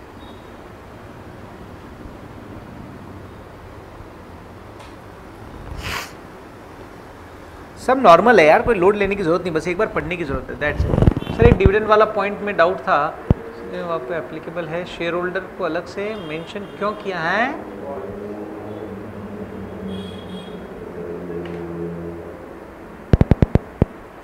डिविडेंड शेयर होल्डर को ही तो दिया जाता है। जूही का क्वेश्चन है कि सर शेयर होल्डर अलग से मेंशन क्यों किया? डिविडेंड शेयर होल्डर को ही तो दिया जाता है। बस वहां शेयर होल्डर को मेंशन करने का पर्पस क्या था कि शेयर होल्डर मतलब रेजिडेंट शेयर होल्डर होना चाहिए, नॉन रेजिडेंट नहीं होना चाहिए। इंश्योरेंस कंपनी का तो मैंने मना कर ही दिया है ना। देखो कंपनी, ये शेयर होल्डर को डिविडेंड कौन देती है? कंपनी देती है, कंपनी देती है। तो अगर कंपनी अगर अपने शेयर होल्डर को डिविडेंड दे रही है तो उस पर टीडीएस काटने की जरूरत नहीं है 5000 तक।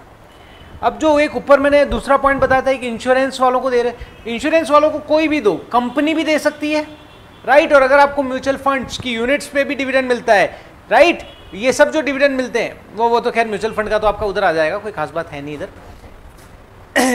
एक था एसपीवी, स्पेशल पर्पस व्हीकल, वो अगर अपने बिजनेस ट्रस्ट को, वो कंसेप्ट मैं तुम्हें अभी नहीं समझा सकता क्योंकि वो तुम्हारे लिए अभी कंसेप्ट भारी जाएगा, उसे मैं एक्सप्लेन बाद में करूंगा, उससे वो अभी पढ़ लो तुम, या तो इस सेशन का जैसे ही कंप्लीशन होगा ना तब आराम से रिलैक्स बैठे होंगे तब समझाऊंगा, ताकि सेशन का टाइम अपन ना उसको ना वो ना करें, ठीक है। तो अगर एसपीवी और बिजनेस ट्रस्ट को समझना है तो एंड में मुझे वापस याद दिलाना भूलना मत। सिर्फ समझना है तुम्हें, तुम्हारे लिए कोई काम का नहीं है, सिर्फ समझना है, ठीक है ना। सिर्फ तुम्हें ऐसे ही आइडिया होना चाहिए, इसलिए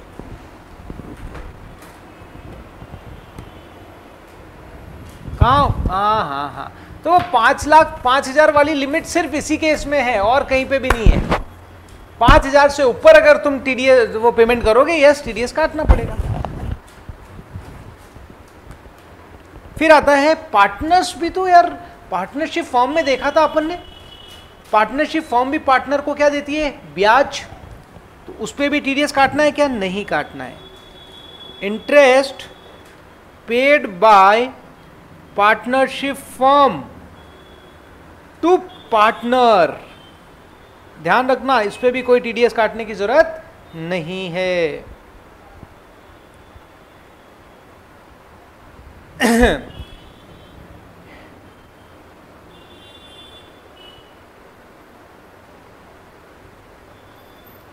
इंटरेस्ट ऑन सेविंग अकाउंट, आपका जो बैंक एफडी वगैरह पड़ा होता है उस पे जरूर टीडीएस डिडक्ट होता है, बट सेविंग अकाउंट पे आपका टीडीएस डिडक्ट नहीं होता है।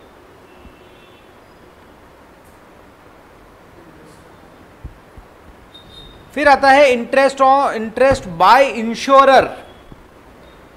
इंटरेस्ट बाय इंश्योरर, इंश्योरर मतलब जो आपका इंश्योरेंस करता है, ठीक है ना। हाँ, इंश्योरेंस कंपनी जिसने आपका इंश्योरेंस किया, अब आप बोलते हो भैया मेरा क्लेम दे, है ना, तो उस क्लेम पे अगर आपको इंटरेस्ट दिया जाता है तो वहां पर भी टीडीएस डिडक्ट नहीं किया जाएगा, कि ताकि ट्रांजैक्शन गवर्नमेंट की यस नजर में आ जाए, बट जो इंटरेस्ट बैंक ही कर रही है वो क्या है। हर्षिता पूछ रही है सर हम टीडीएस इसलिए डिडक्ट करते हैं ताकि ट्रांजैक्शन गवर्नमेंट की नज़र में आ जाए, बट जो इंटरेस्ट बैंक ही कर रही है वो वैसे भी पता चल जाएगा, तो उस पर टीडीएस डिडक्ट क्यों कर रहे हैं। ठीक है हर्षिता, एक पॉइंट आपका कि ठीक है कि पहला कि बैंक के डिपार्टमेंट की नज़र में आ जाए, दूसरा डिपार्टमेंट को क्या चाहिए, पैसा।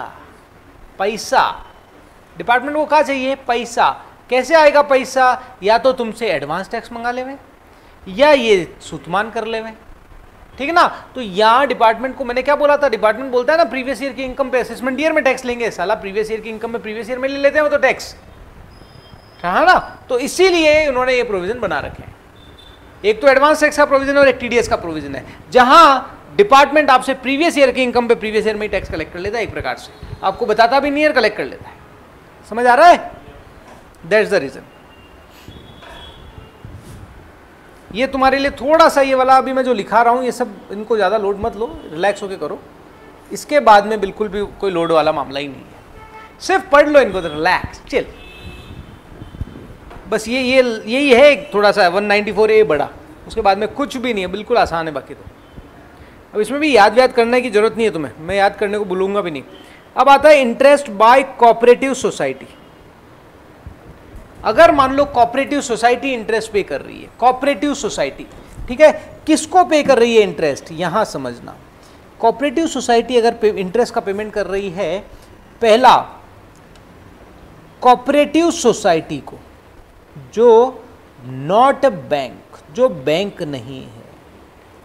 कुछ कोऑपरेटिव सोसाइटी बैंक्स होती है, कुछ कोऑपरेटिव सोसाइटी बैंक नहीं होती है, पता है ना। कोऑपरेटिव सोसाइटी बैंक्स होती है, कुछ नहीं होती है, जैसे अपने रेजिडेंशियल कोऑपरेटिव सोसाइटी वो बैंक थोड़ी ना है, और कुछ कोऑपरेटिव बैंक्स भी होती है, करेक्ट। तो ये कहता है कि अगर कोई भी कोऑपरेटिव सोसाइटी किसी दूसरी कोऑपरेटिव सोसाइटी को जो कि बैंक नहीं है, अगर उसे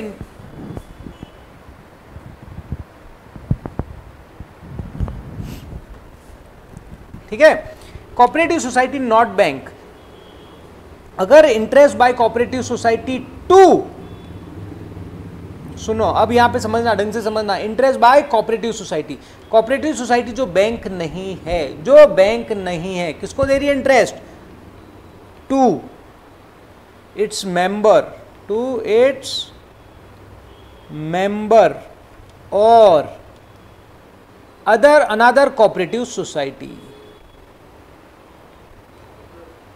समझ आ रहा है ये?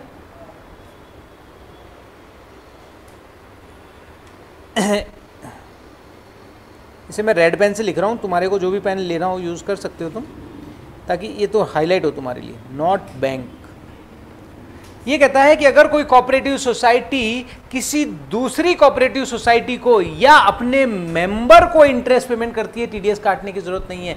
इतना डीप कभी तुम्हारे से कोई नहीं पूछा जाएगा, बट पढ़ना एक बार तो जरूरी है यार, ये कोई नहीं पूछेगा इससे, और ना कभी ऐसा कोई क्वेश्चन बना है, टेंशन ही मत लो। बट हम इंस्टीट्यूट से प्रिडिक्ट नहीं कर सकते कि नहीं पूछेगा, पूछा जा सकता है, एक बार पढ़ा हुआ होगा तो खींच लोगे।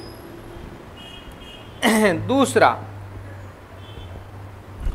कोऑपरेटिव सोसाइटी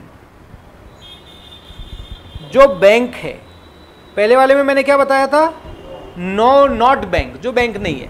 दूसरे वाले में बोल रहा हूं कोऑपरेटिव सोसाइटी जो बैंक है टू अनदर कोऑपरेटिव सोसाइटी, अगर वो इंटरेस्ट पे कर रही है किसको, टू अनदर कोऑपरेटिव सोसाइटी, उस केस में उसको टीडीएस काटने की जरूरत नहीं है।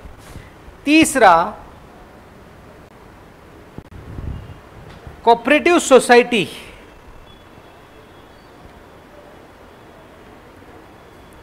जो आपको इंटरेस्ट किस पे कर रही है, इंटरेस्ट ऑन डिपॉजिट्स, जो इंटरेस्ट किस पे कर रही है, डिपॉजिट्स पर, ठीक है ना।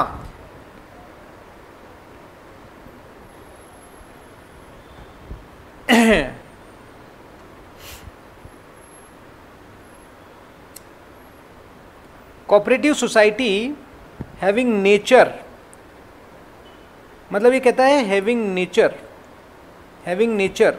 अब ये थोड़ा सा ढंग से समझना, इसको समझा रहा हूं बस मैं। अब ये जो कोऑपरेटिव सोसाइटीज को लिखूं कैसे, लिखूं कैसे, लिखूं कैसे,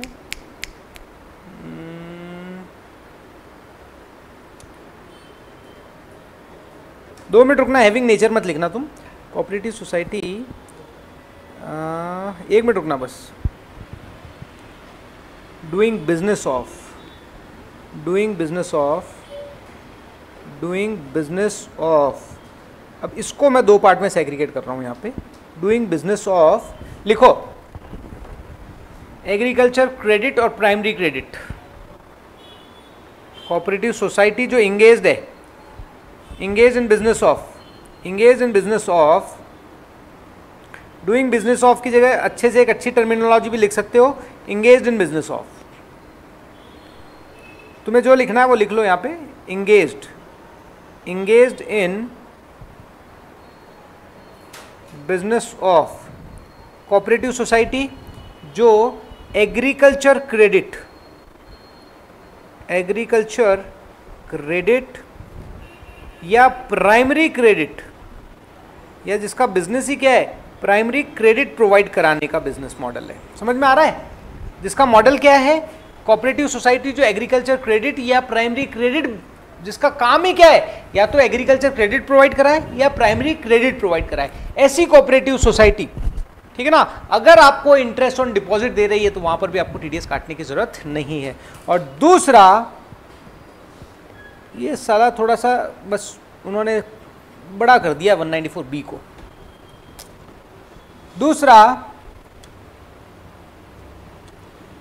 बाय कोऑपरेटिव सोसाइटी, कौन सी कोऑपरेटिव सोसाइटी, जो engage in business of land mortgage और land development bank,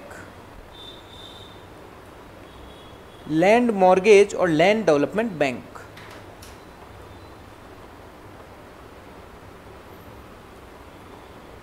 land development bank. अब ये थोड़ा सा वापस समझा रहा हूं, एक बार आराम से समझना। ये बोलता है कि अगर कोऑपरेटिव सोसाइटी इंटरेस्ट का पेमेंट कर रही है तो टीडीएस काटने की जरूरत नहीं है। ध्यान से थोड़ा सा वापस समझ लो, बस कोई खास इशू नहीं है इसके अंदर। अरे भाई, कोऑपरेटिव सोसाइटी किसको दे रही है? पहला, कोऑपरेटिव सोसाइटी अगर बैंक है या बैंक नहीं है। अगर वो बैंक नहीं है तो अगर किसी भी दूसरी कोऑपरेटिव सोसाइटी को या अपने मेंबर को देती है, टीडीएस काटने की जरूरत नहीं है। दूसरा, अगर कोऑपरेटिव सोसाइटी बैंक है तो किसी अदर कोऑपरेटिव सोसाइटी को देती है तो टीडीएस काटने की जरूरत नहीं है। कोऑपरेटिव सोसाइटी जिसका नेचर ऑफ बिजनेस क्या है, एग्रीकल्चर या प्राइमरी क्रेडिट का है या लैंड मॉर्गेज बैंक, ये वाला बिजनेस मॉडल है, अगर वो किसी को डिपॉजिट पे इंटरेस्ट देती है तो उसको टीडीएस काटने की जरूरत नहीं है। I hope this is clear. कोई लोड लाना लेने की जरूरत नहीं है, ठीक है। अब इसमें एक छोटा सा ट्विस्ट और दे रहा हूं इसी कोऑपरेटिव सोसाइटी के मामले में ही।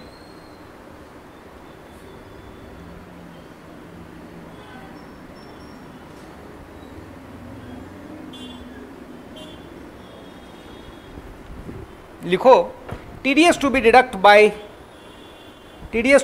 by the cooperative society if TDS to be deduct by above cooperative society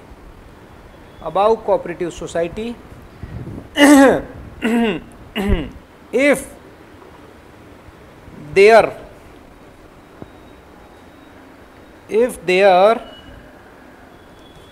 turnover or gross receipts in preceding previous year greater than 50 crore plus अगर उस कोऑपरेटिव सोसाइटी का ग्रॉस रिसिप्ट और turnover 50 crore से ज्यादा है और जो वो इंटरेस्ट का पेमेंट कर रही है, इंटरेस्ट पेड ऑब्लिक क्रेडिटेड, वो 40,000 से ज्यादा है, ठीक है ना, 40,000 से ज्यादा है, और 50K in case of senior citizen, in case of senior citizen. ये तुम्हारे लिए थोड़ा सा भारी गया होगा, है ना, बट इसको आसान मैं कर दूंगा, टेंशन मत लो तुम। हाँ, ये कोऑपरेटिव सोसाइटी वाला तुम्हारे लिए मेरे को लगता है थोड़ा सा भारी गया होगा। समझ आया क्या? ये है तो बात आसान, मैंने बहुत आसान लैंग्वेज में लिख दिया है। किताब में पढ़ने जाओगे तो भाई साहब इतना गोच-पोच हो जाओगे कि समझ ही नहीं आएगा हो क्या रहा है।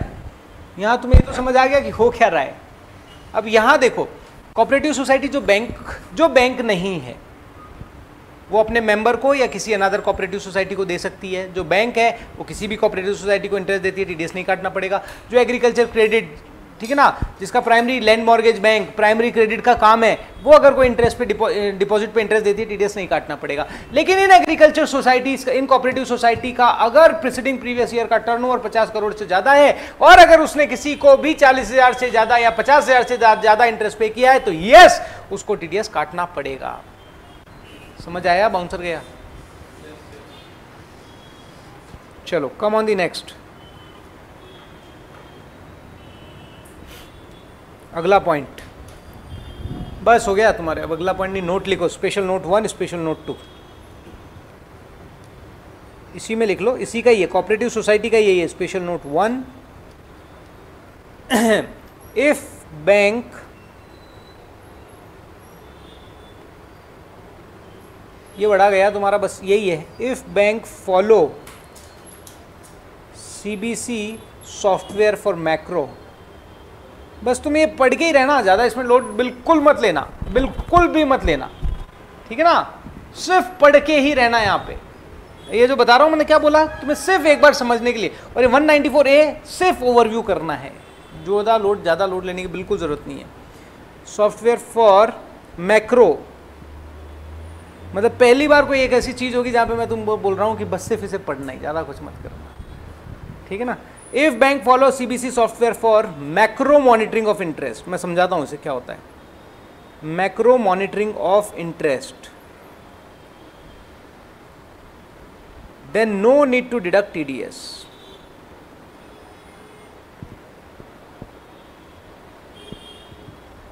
मैक्रो मॉनिटरिंग क्या होता है देखो समझाता हूं। किसी को आइडिया है क्या मैक्रो मॉनिटरिंग के बारे में? इसके बाद 5 मिनट का ब्रेक दूंगा, फिर अपन नया सेक्शन शुरू करेंगे। सारे नए सेक्शन बाकी वो सब एंटरटेनिंग है, उनमें तो मज़ा आना है। इससे तो ठीक है, थोड़ा सा पकाने वाला था ये। If bank following CBC software, पता है क्या होता है ये? कंपनी उनका इंटरनल सॉफ्टवेयर है मैक्रो मॉनिटरिंग। वो क्या बोलते हैं, आपको इंटरेस्ट कब देंगे? वो साल भर का देंगे, है ना, वो साल भर का आपको इंटरेस्ट देंगे। बट वो क्या करते हैं, हर महीने आपकी एंट्री करते हैं अपने सिस्टम में ताकि वो मॉनिटरिंग अच्छी रख सके। तो हर महीने जब वो ये चीज़ कर रहे हैं, हर महीने जब वो एंट्री करते हैं अपने इंटरनल पर्पस के लिए, तो उस समय क्या टीडीएस काटना है क्या? No need to deduct TDS. बस यही समझाया है, ठीक है ना। अगर बैंक फॉलो करता है CBC software for macro monitoring of interest, then no need to deduct TDS on interest, क्योंकि आप दे थोड़ी रहे हो यार, ये तो आपका इंटरनल कैलकुलेशन है। चलो जी, आ जाओ। दूसरा 2, interest on FD.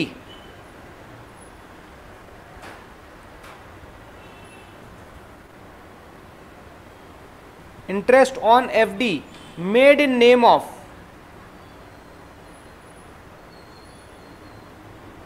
Registrar of general court.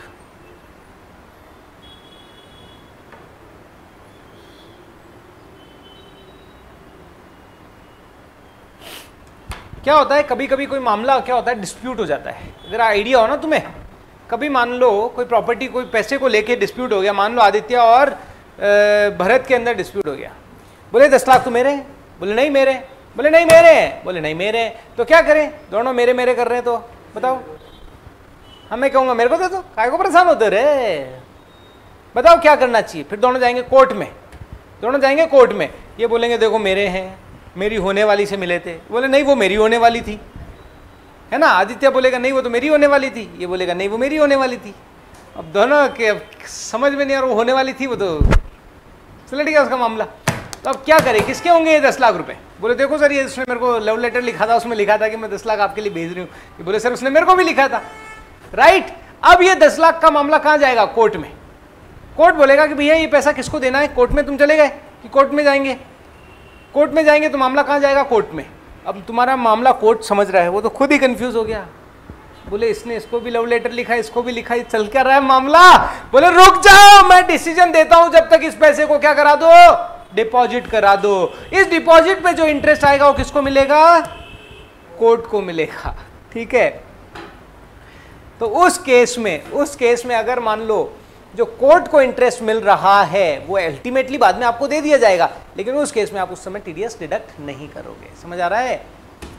Relax, इनको छोड़ दो, इनको तुम ज्यादा लोड मत लो। मैंने तुम्हें लिखाया है हर एक चीज कवर हो मॉड्यूल की, इसलिए मॉड्यूल तुम्हें सब देता है, मैं भी यहाँ हर एक चीज ले रहा हूँ, बट इस पे ज्यादा लोड लेने की जरूरत नहीं है, नहीं पूछा जाता है, ये इतना मैं बता देता हूँ तुम्हें। चलो अब ले ब्रेक, ब्रेक के बाद मिलते हैं।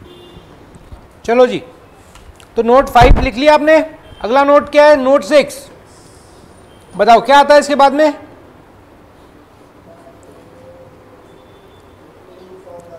Winning from lotteries, correct.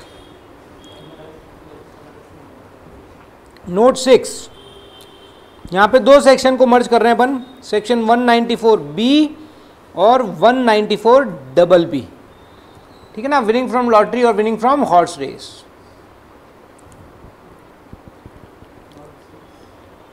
क्या? विनिंग फ्रॉम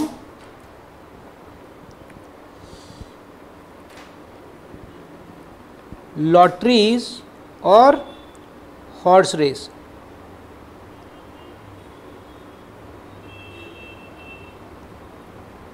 ठीक है, चलो जी। मैंने आपको क्या बताया था? अगर विनिंग काइंड में हो तो क्या होगा? मर्सिडीज गिफ्ट में आ गई, तोड़ देंगे उसका टायर? नहीं, करेक्ट। तो आपको क्या करना पड़ेगा? आपको इंश्योर करना पड़ेगा, मतलब जो मर्सिडीज गिफ्ट में दे रहा है या जो इनाम आपको गिफ्ट में दे रहा है इन काइंड, तो वो क्या करेगा? इंश्योर करेगा कि आपसे पैसा रिकवर करके जमा करा दे, या आपको बोलेगा कि आप जमा करा दो और फिर हमें रिसिप्ट दे दो। दैट्स इट, यही लिखना है। लिखो, if winning is in kind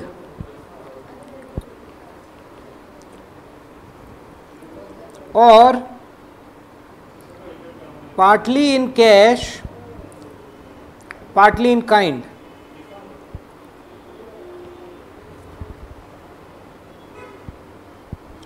देखो if winning is in kind, या तो काइंड में है या partly cash partly kind, then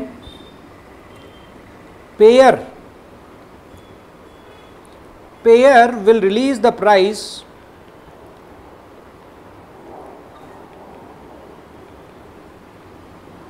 payer will release the price only if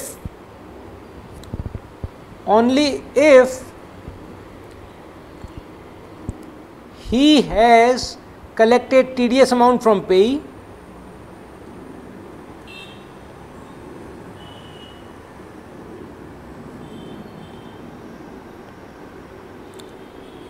अरे 29 तारीख को चलना है क्या तुम्हें इवेंट में? यहाँ पे हो ना 29 को? चलो एक इवेंट में रजिस्ट्रेशन करवा देते हैं आप तुम्हारा। दीपावली इवेंट है 29 अक्टूबर को, IMA का, CMA USA है ना? हाँ जी। पेई देखो, अब यहाँ पे क्या हो गया? विनिंग फ्रॉम लॉटरीज और हॉर्स रेस में क्या हो जाएगा कि अगर काइंड में है, partly in cash partly in kind में है, तो pair will release the price only if, अगर उसने आपसे पैसा ले लिया हो और पेई has deposited the TDS amount, कहां पर डिपॉजिट कर दियो? एज एडवांस टैक्स, ठीक है ना, and submitted proof of tax,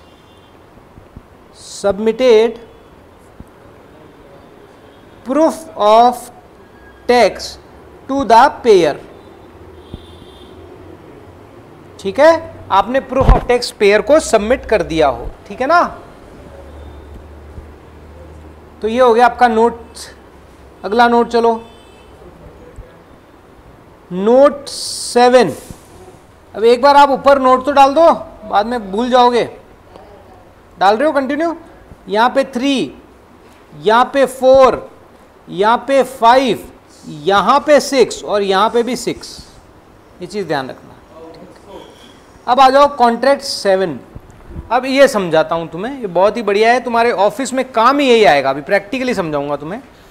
note 7 section 194C contract.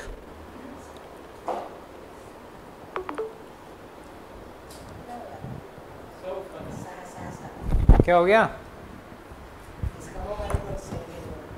हैं? नोट 7 फोन है मेरे पास, ऐसा बोल रहा है सर, रेडमी नोट 7। अरे वाह, बढ़िया। तो उसको तो अच्छा फ़ोन चाहिए ना यार, बातें करने के लिए, ताकि वीडियो कॉलिंग में इसकी भी फ़ोटो अच्छी जाए और उसकी फ़ोटो भी अच्छी आए। हाँ जी, चलो। सेक्शन 194C कॉन्ट्रैक्ट इंक्लूडिंग सब कॉन्ट्रैक्ट। यहां पे मैंने आपको बताया था कॉन्ट्रैक्ट मतलब क्या, वर्क कॉन्ट्रैक्ट। समझ में आया? TDS on work contract.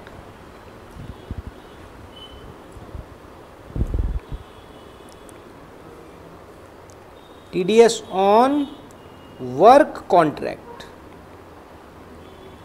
It includes, अब वर्क कॉन्ट्रैक्ट मतलब क्या? इट इंक्लूड्स, वर्क कॉन्ट्रैक्ट मतलब अगर आप कोई भी काम करने के लिए अगर किसी को कॉन्ट्रैक्ट दे रहे हो ना, that is the work contract. It includes, अब इसमें मेजरली क्या क्या आ जाता है देखो। नहीं, वो ऊपर लिखा है, तो मतलब कॉन्ट्रैक्ट इंक्लूड सब कॉन्ट्रैक्ट। जैसे मान लो आपसे मैंने हाउसकीपिंग का प्रोजेक्ट लिया। आपने बोला भरत भाई हमारे ऑफिस में हाउसकीपिंग का वो आप प्रोजेक्ट ले लो। मैंने कहा ठीक है, कितने रुपए लोगे? मैंने कहा 10 लाख रुपए लूंगा। डन, ठीक है। आई एम कॉन्ट्रैक्टर, मैं थोड़ी करूंगा। मैंने बोला श्याम इधर आ रे, वहां जाके सफाई करनी है तेरे को, 6 लाख रुपए दूंगा। तो ही इज माई सब कॉन्ट्रैक्ट। तो उसको जो मैं पेमेंट करूंगा उस पर भी मुझे टीडीएस काटना पड़ेगा। आप जो मुझे पेमेंट करोगे आप टीडीएस काटोगे, मैं उसको जो पेमेंट करूंगा मैं उस पर टीडीएस काटूंगा। दिस इज सब कॉन्ट्रैक्ट। समझ आया? It includes advertisement. अगर आप कोई एडवर्टाइजमेंट कराने के लिए कोई वो करते हो तो वो क्या हो जाएगा आपका? सब कॉन्ट्रैक्ट, सॉरी कॉन्ट्रैक्ट। उस पर आपको टीडीएस काटना है। कैटरिंग, कैटरिंग का जो बिजनेस होता है, अरे भाई कैटरिंग का जो होता है ना, कैटरिंग क्या होता है पता है? कैटरिंग, हाँ, खाने का। अरे क्या हुआ, क्या इतनी बातें करते हो तुम हैं? अमेज़न से पास लाया तो क्या करें? चलो जी, पार्सल आया। अच्छा, TDS on work contract it includes advertisement. Catering मतलब क्या होता है? जैसे मान लो मेरी कंपनी, मैं जब कंपनी में था तो जैसे मान लो आदित्य का कैटरिंग का बिजनेस है, आदित्य कैटरिंग सर्विसेज। ये क्या करता है, हमारे वहाँ पे खाना लेके आता था, हम एम्प्लॉयज़ को खाना खिलाते थे। कई सारी कंपनीज है जो एम्प्लॉयज़ को फूड फैसिलिटी प्रोवाइड कराती है। तो इसको मैंने बोला कि आजा भैया रोज का 100 प्लेट्स लेके आना। तो 100 प्लेट ये इसने लमसम बताया, बोले सर आपके मैं लूँगा 5,000 रुपये 100 प्लेट हो गए, या 10,000 रुपये, वॉट एवर। इसने बोला 10,000 रुपये लूँगा सर। मैंने कहा ठीक है। तो मेरा कॉन्ट्रैक्ट हो गया इसका, महीने का मेरे को कितना 3 लाख रुपये पे करना है इसको, राइट। सो कैटरिंग, तो इसको जो मैं पेमेंट करूंगा 3 लाख रुपए पे, वहां पे मैं 194C में 2% टीडीएस डिडक्ट करूंगा। समझ आ रहा है? वहां पे उसका 2% टीडीएस डिडक्ट करूंगा। समझ आ रहा है? तो catering is also covered under contract. ये तुम्हारे कंपनियों में काम आने वाला है। जब तुम ऑडिट पे जाओगे, आर्टिकलशिप में जाओगे, तो ये सारी चीजें काम आने वाली है, ठीक है। फिर आता है ब्रॉडकास्टिंग और टेलीकास्टिंग।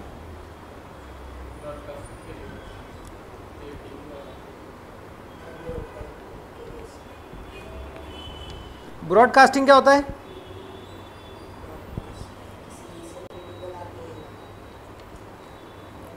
Broadcasting oblique telecasting. अरे अपन प्रोग्राम ब्रॉडकास्ट करवाते हैं ना, ब्रॉडकास्ट करो, मान लो अपन ने कोई सीरियल बनवाया, उसको ब्रॉडकास्ट करवा रहे हैं, तो वो क्या है? अगर आप कोई ब्रॉडकास्ट करवा रहे हो, टेलीकास्ट करवा रहे हो, तो वो क्या है? एक प्रकार से कॉन्ट्रैक्ट। मैंने तुमसे प्रोग्राम बनाया कि मेरे लिए प्रोग्राम बनाओ, आओ इसे ब्रॉडकास्ट करो, तो ये क्या है? ये एक कॉन्ट्रैक्ट है। तो इसके बदले में जो भी पेमेंट करूंगा वो कहाँ? उसमें 194C में मैं टीडीएस डिडक्ट करूंगा। समझ आ रहा है?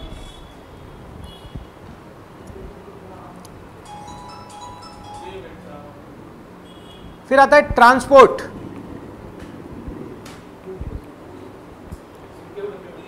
ये ध्यान रखना, ट्रांसपोर्ट, ट्रांसपोर्ट मतलब पैसेंजर,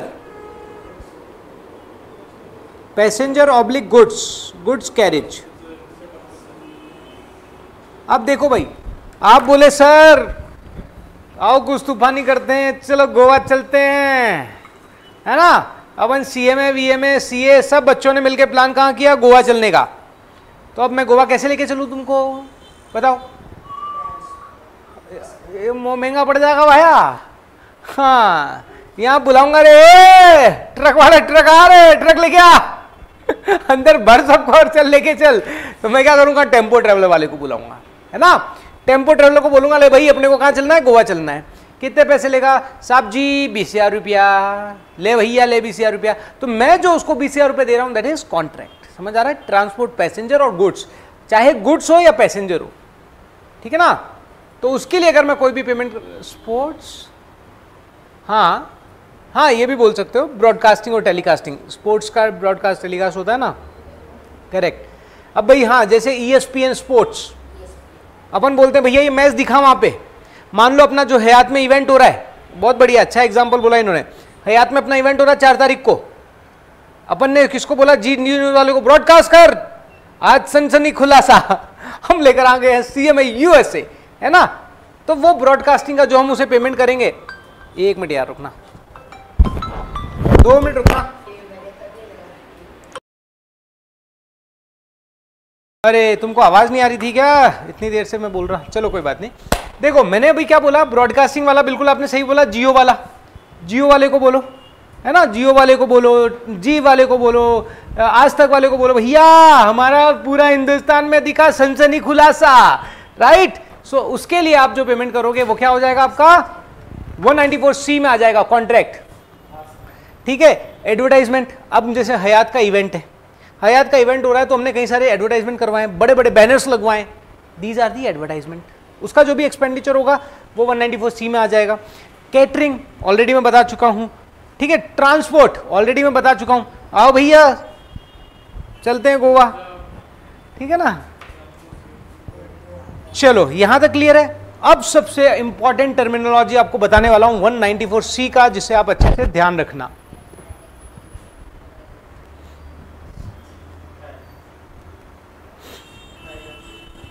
मैन्युफैक्चरिंग और सप्लाई, अब ये समझना, इसे लिख लो फिर समझाता हूं। मैन्युफैक्चरिंग एंड सप्लाइंग ऑफ, इसे पहले समझ लो, लिख लो फिर समझाता हूं। Manufacturing and supplying of product as per customer specifications, as per customer specification,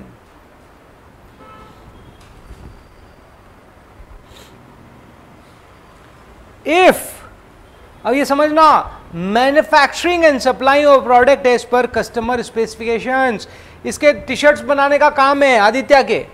मैंने बोला यार मेरे कैसा कर, मेरी जो भरत रुणीवाल की ब्रांड है ना उसका टी शर्ट बना, ठीक है ना? सो मैंने उनको 100 टी शर्ट का ऑर्डर दिया। Material sorry manufacturing and supplying of product as per customer specifications, मैंने स्पेसिफिकेशन दे दिया, मेरा लोगो लगा के बनाना, राइट? ये वर्क कॉन्ट्रैक्ट माना जाएगा या नहीं माना जाएगा, डिपेंड करेगा अगली लाइन पे, समझना। If material provided by customer oblique associate of customer,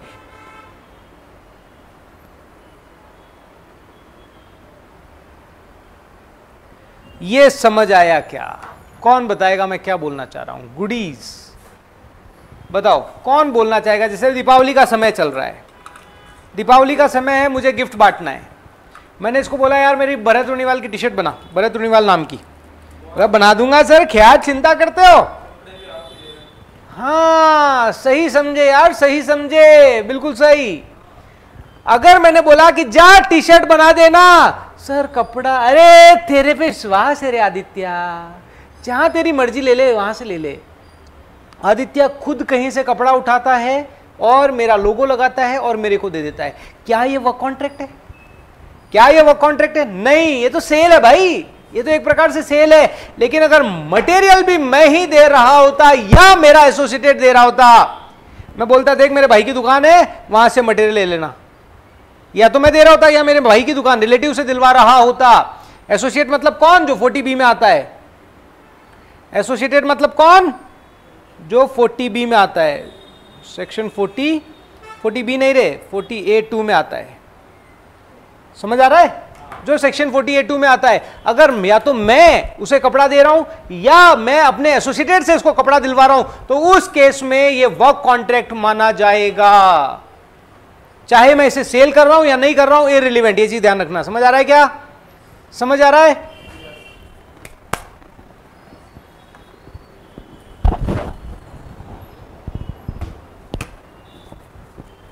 अब समझना। एग्जाम्पल देता हूं, example.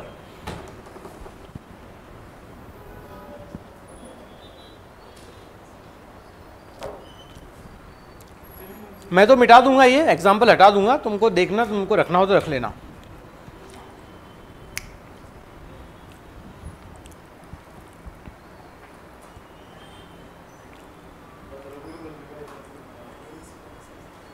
Bharat gave order of T shirts, ठीक है,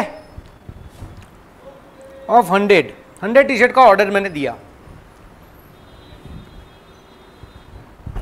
अब यहां पर eight the rate of 2000 rupees, कपड़ा वपड़ा सारी जिम्मेदारी इसकी। ये मेरे को बिल कितना बना के देगा? 2000 इंटू 100, 2 लाख रुपए का। क्या इस पे टीडीएस काटना है? क्या इस पे टीडीएस काटना है? क्या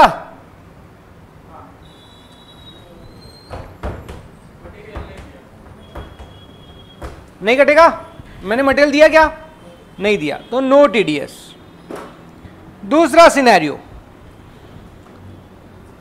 इसने मैंने कहा कि 2000 रुपये में टी शर्ट मेरे को बना के देना, टी शर्ट की प्राइस ये जिस प्राइस पे आप मुझे सेल करोगे। बट मैंने कहा कि यार ऐसा कर, मेरी दुकान से ये जो कपड़ा है ना वो खरीद ले, या मेरे भाई की दुकान से कपड़ा खरीद ले। वो कितने का है? वो 1100 रुपये का कपड़ा है। वो 1100 रुपये का कपड़ा है।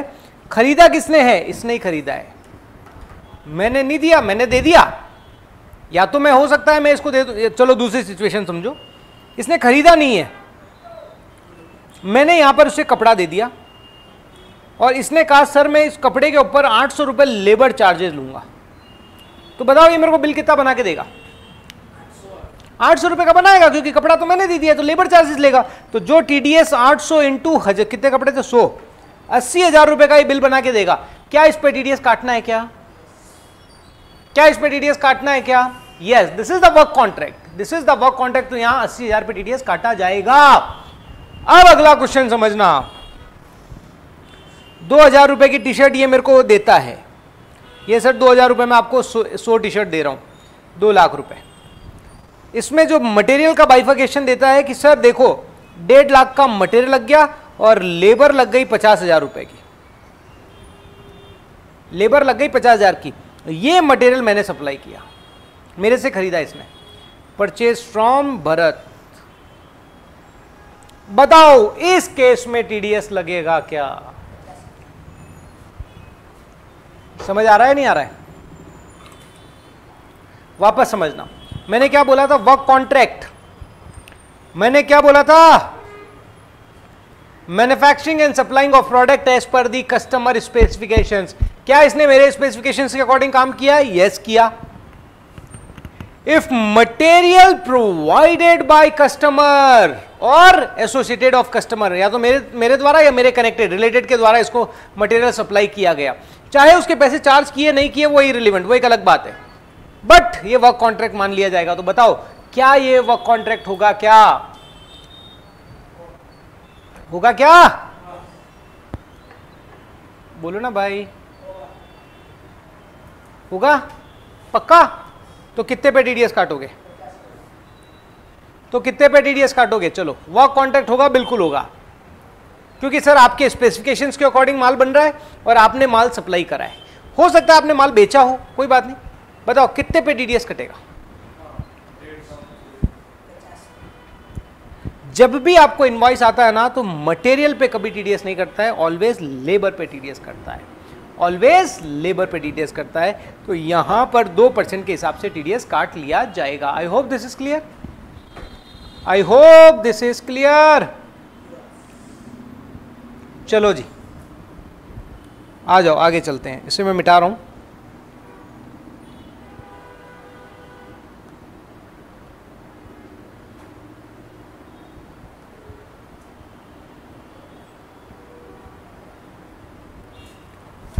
ठीक है, यस।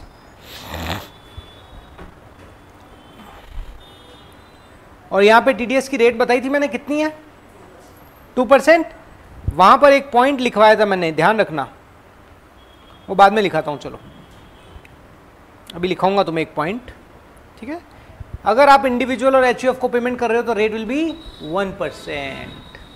अब इसी के अंदर नोट लिख लो। बस यार आज मैं सोच रहा हूं इतना ही कराऊं तुम्हें,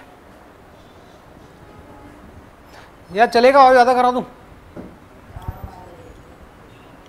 आप सभी बताना, अगर इतना ही करते हैं, छोड़ो, एक आधा सेक्शन और करा दूंगा। पेमेंट टू ट्रांसपोर्टर लिखो, payment to transporter covered under section 44AE,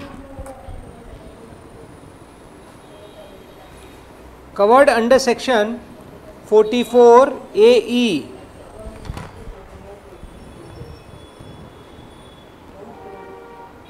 अरे भाई, payment to transporter who is covered under section 44AE। 44AE में कौन आता है?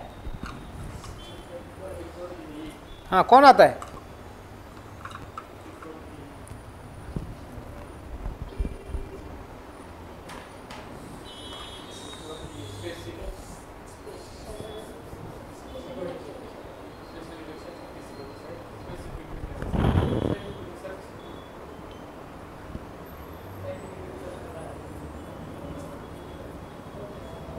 जो ही आपका पॉइंट नहीं समझा, करेक्ट।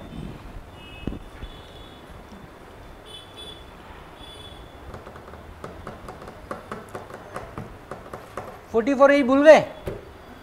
अभी पीजीबी भी कंप्लीट हुआ है 3 दिन पहले।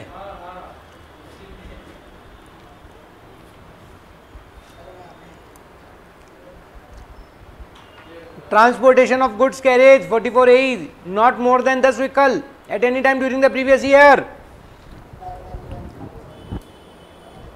अगर आप पेमेंट कर रहे हो to transporter and PAN submitted by transporter, मैंने बताया भी था वहां पे, पेन सबमिटेड बाय ट्रांसपोर्टर, तो उस केस में आपको टीडीएस डिडक्ट करने की जरूरत नहीं है। No need to deduct TDS. I hope this is clear.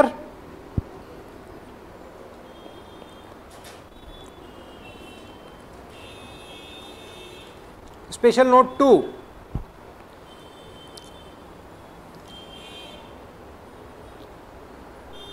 बस आज इतना ही करते हैं, कल करेंगे बाकी यार।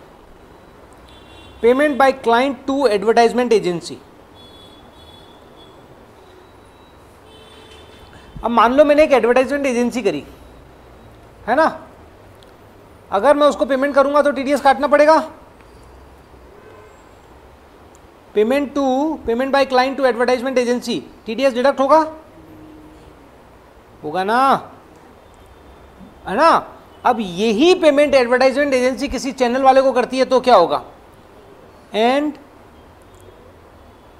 एडवर्टाइजमेंट एजेंसी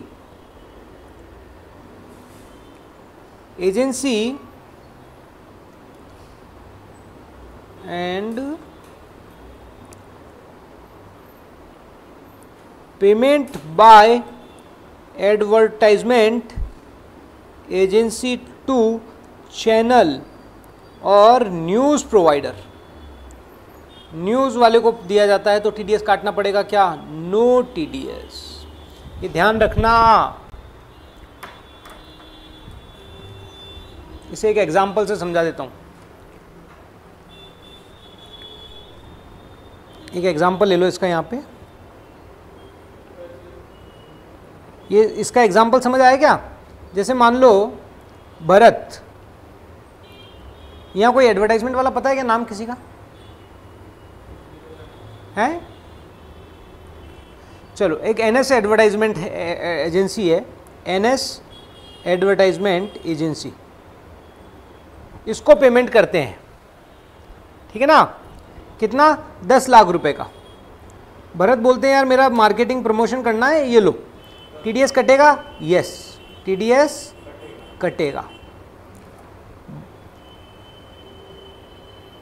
अब एनएस एजेंसी भरत भाई के लिए क्या करती है, न्यूज़ वाले के पास जाती है और बोलती है भरत भाई का ये करो, मार्केट करो। क्योंकि अपन डायरेक्ट कभी कनेक्ट नहीं करते हैं, जनरली बीच में एक एजेंसी होती है, उस एजेंसी को बोलते हैं मैं तेरे को 10 लाख रुपए देता हूं, तू मेरा ये ऐड जी न्यूज़ पे चलवा। वो जी न्यूज़ को पेमेंट करता है, वो अपना कमीशन काट के पेमेंट करेगा। क्या टीडीएस कटेगा, नहीं कटेगा।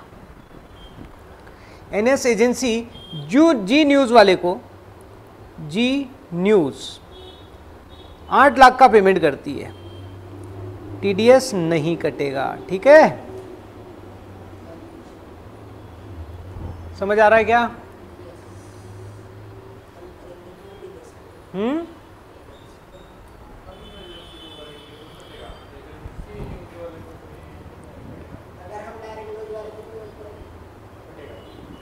आ गया ना टेलीकास्टिंग ब्रॉडकास्टिंग। अब ये क्यों नहीं कटा, कोई दिमाग में आ रहा है कारण? एक ही इनकम पे 2 बार टीडीएस थोड़ी लगेगा। हाँ चलो, payment to gas transport charges लिखो, ये नॉर्मल है।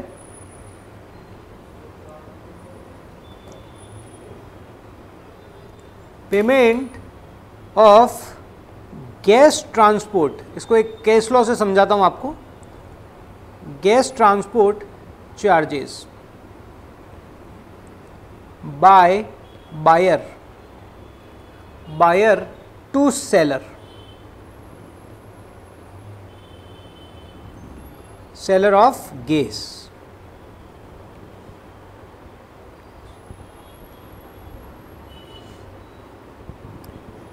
रिलायंस, जैसे इसे एग्जांपल से समझाता हूं, सेलर कौन, सेलर है रिलायंस, है ना। रिलायंस क्या करता है, गैस बेचता है ना, पेट्रोल गैस वगैरह सब देता है। बायर कौन है, मान लो एक्साइड बैटरी वाला, उसको कोई गैस लगती होगी, ठीक है ना। अब रिलायंस वाले ने क्या करा, अपने फैक्ट्री से गैस रवाना किया। कैसे रवाना करेगा गैस, ट्रकों में या जिसमें भी रखाना है, ट्रांसपोर्टेशन जिसमें भी रखाना है ना। तो गैस मान लो 15 करोड़ की गैस उसने बेची एक्साइड वाले को, और रिलायंस वाले ने कहा भैया तेरे वहां मैं भिजवा रहा हूं, 15 करोड़ की गैस है और 10 लाख रुपए में ट्रांसपोर्टेशन के भी तेरे से चार्ज कर रहा हूं। तो कितने चार्ज कर रहा है वो, 15,10,000 रुपए, 15 करोड़ 10 लाख रुपए, सॉरी 15 करोड़ 10 लाख रुपए चार्ज कर रहा है। तो बताओ रिलायंस वाला, चलो कल करते हैं ना, ओके।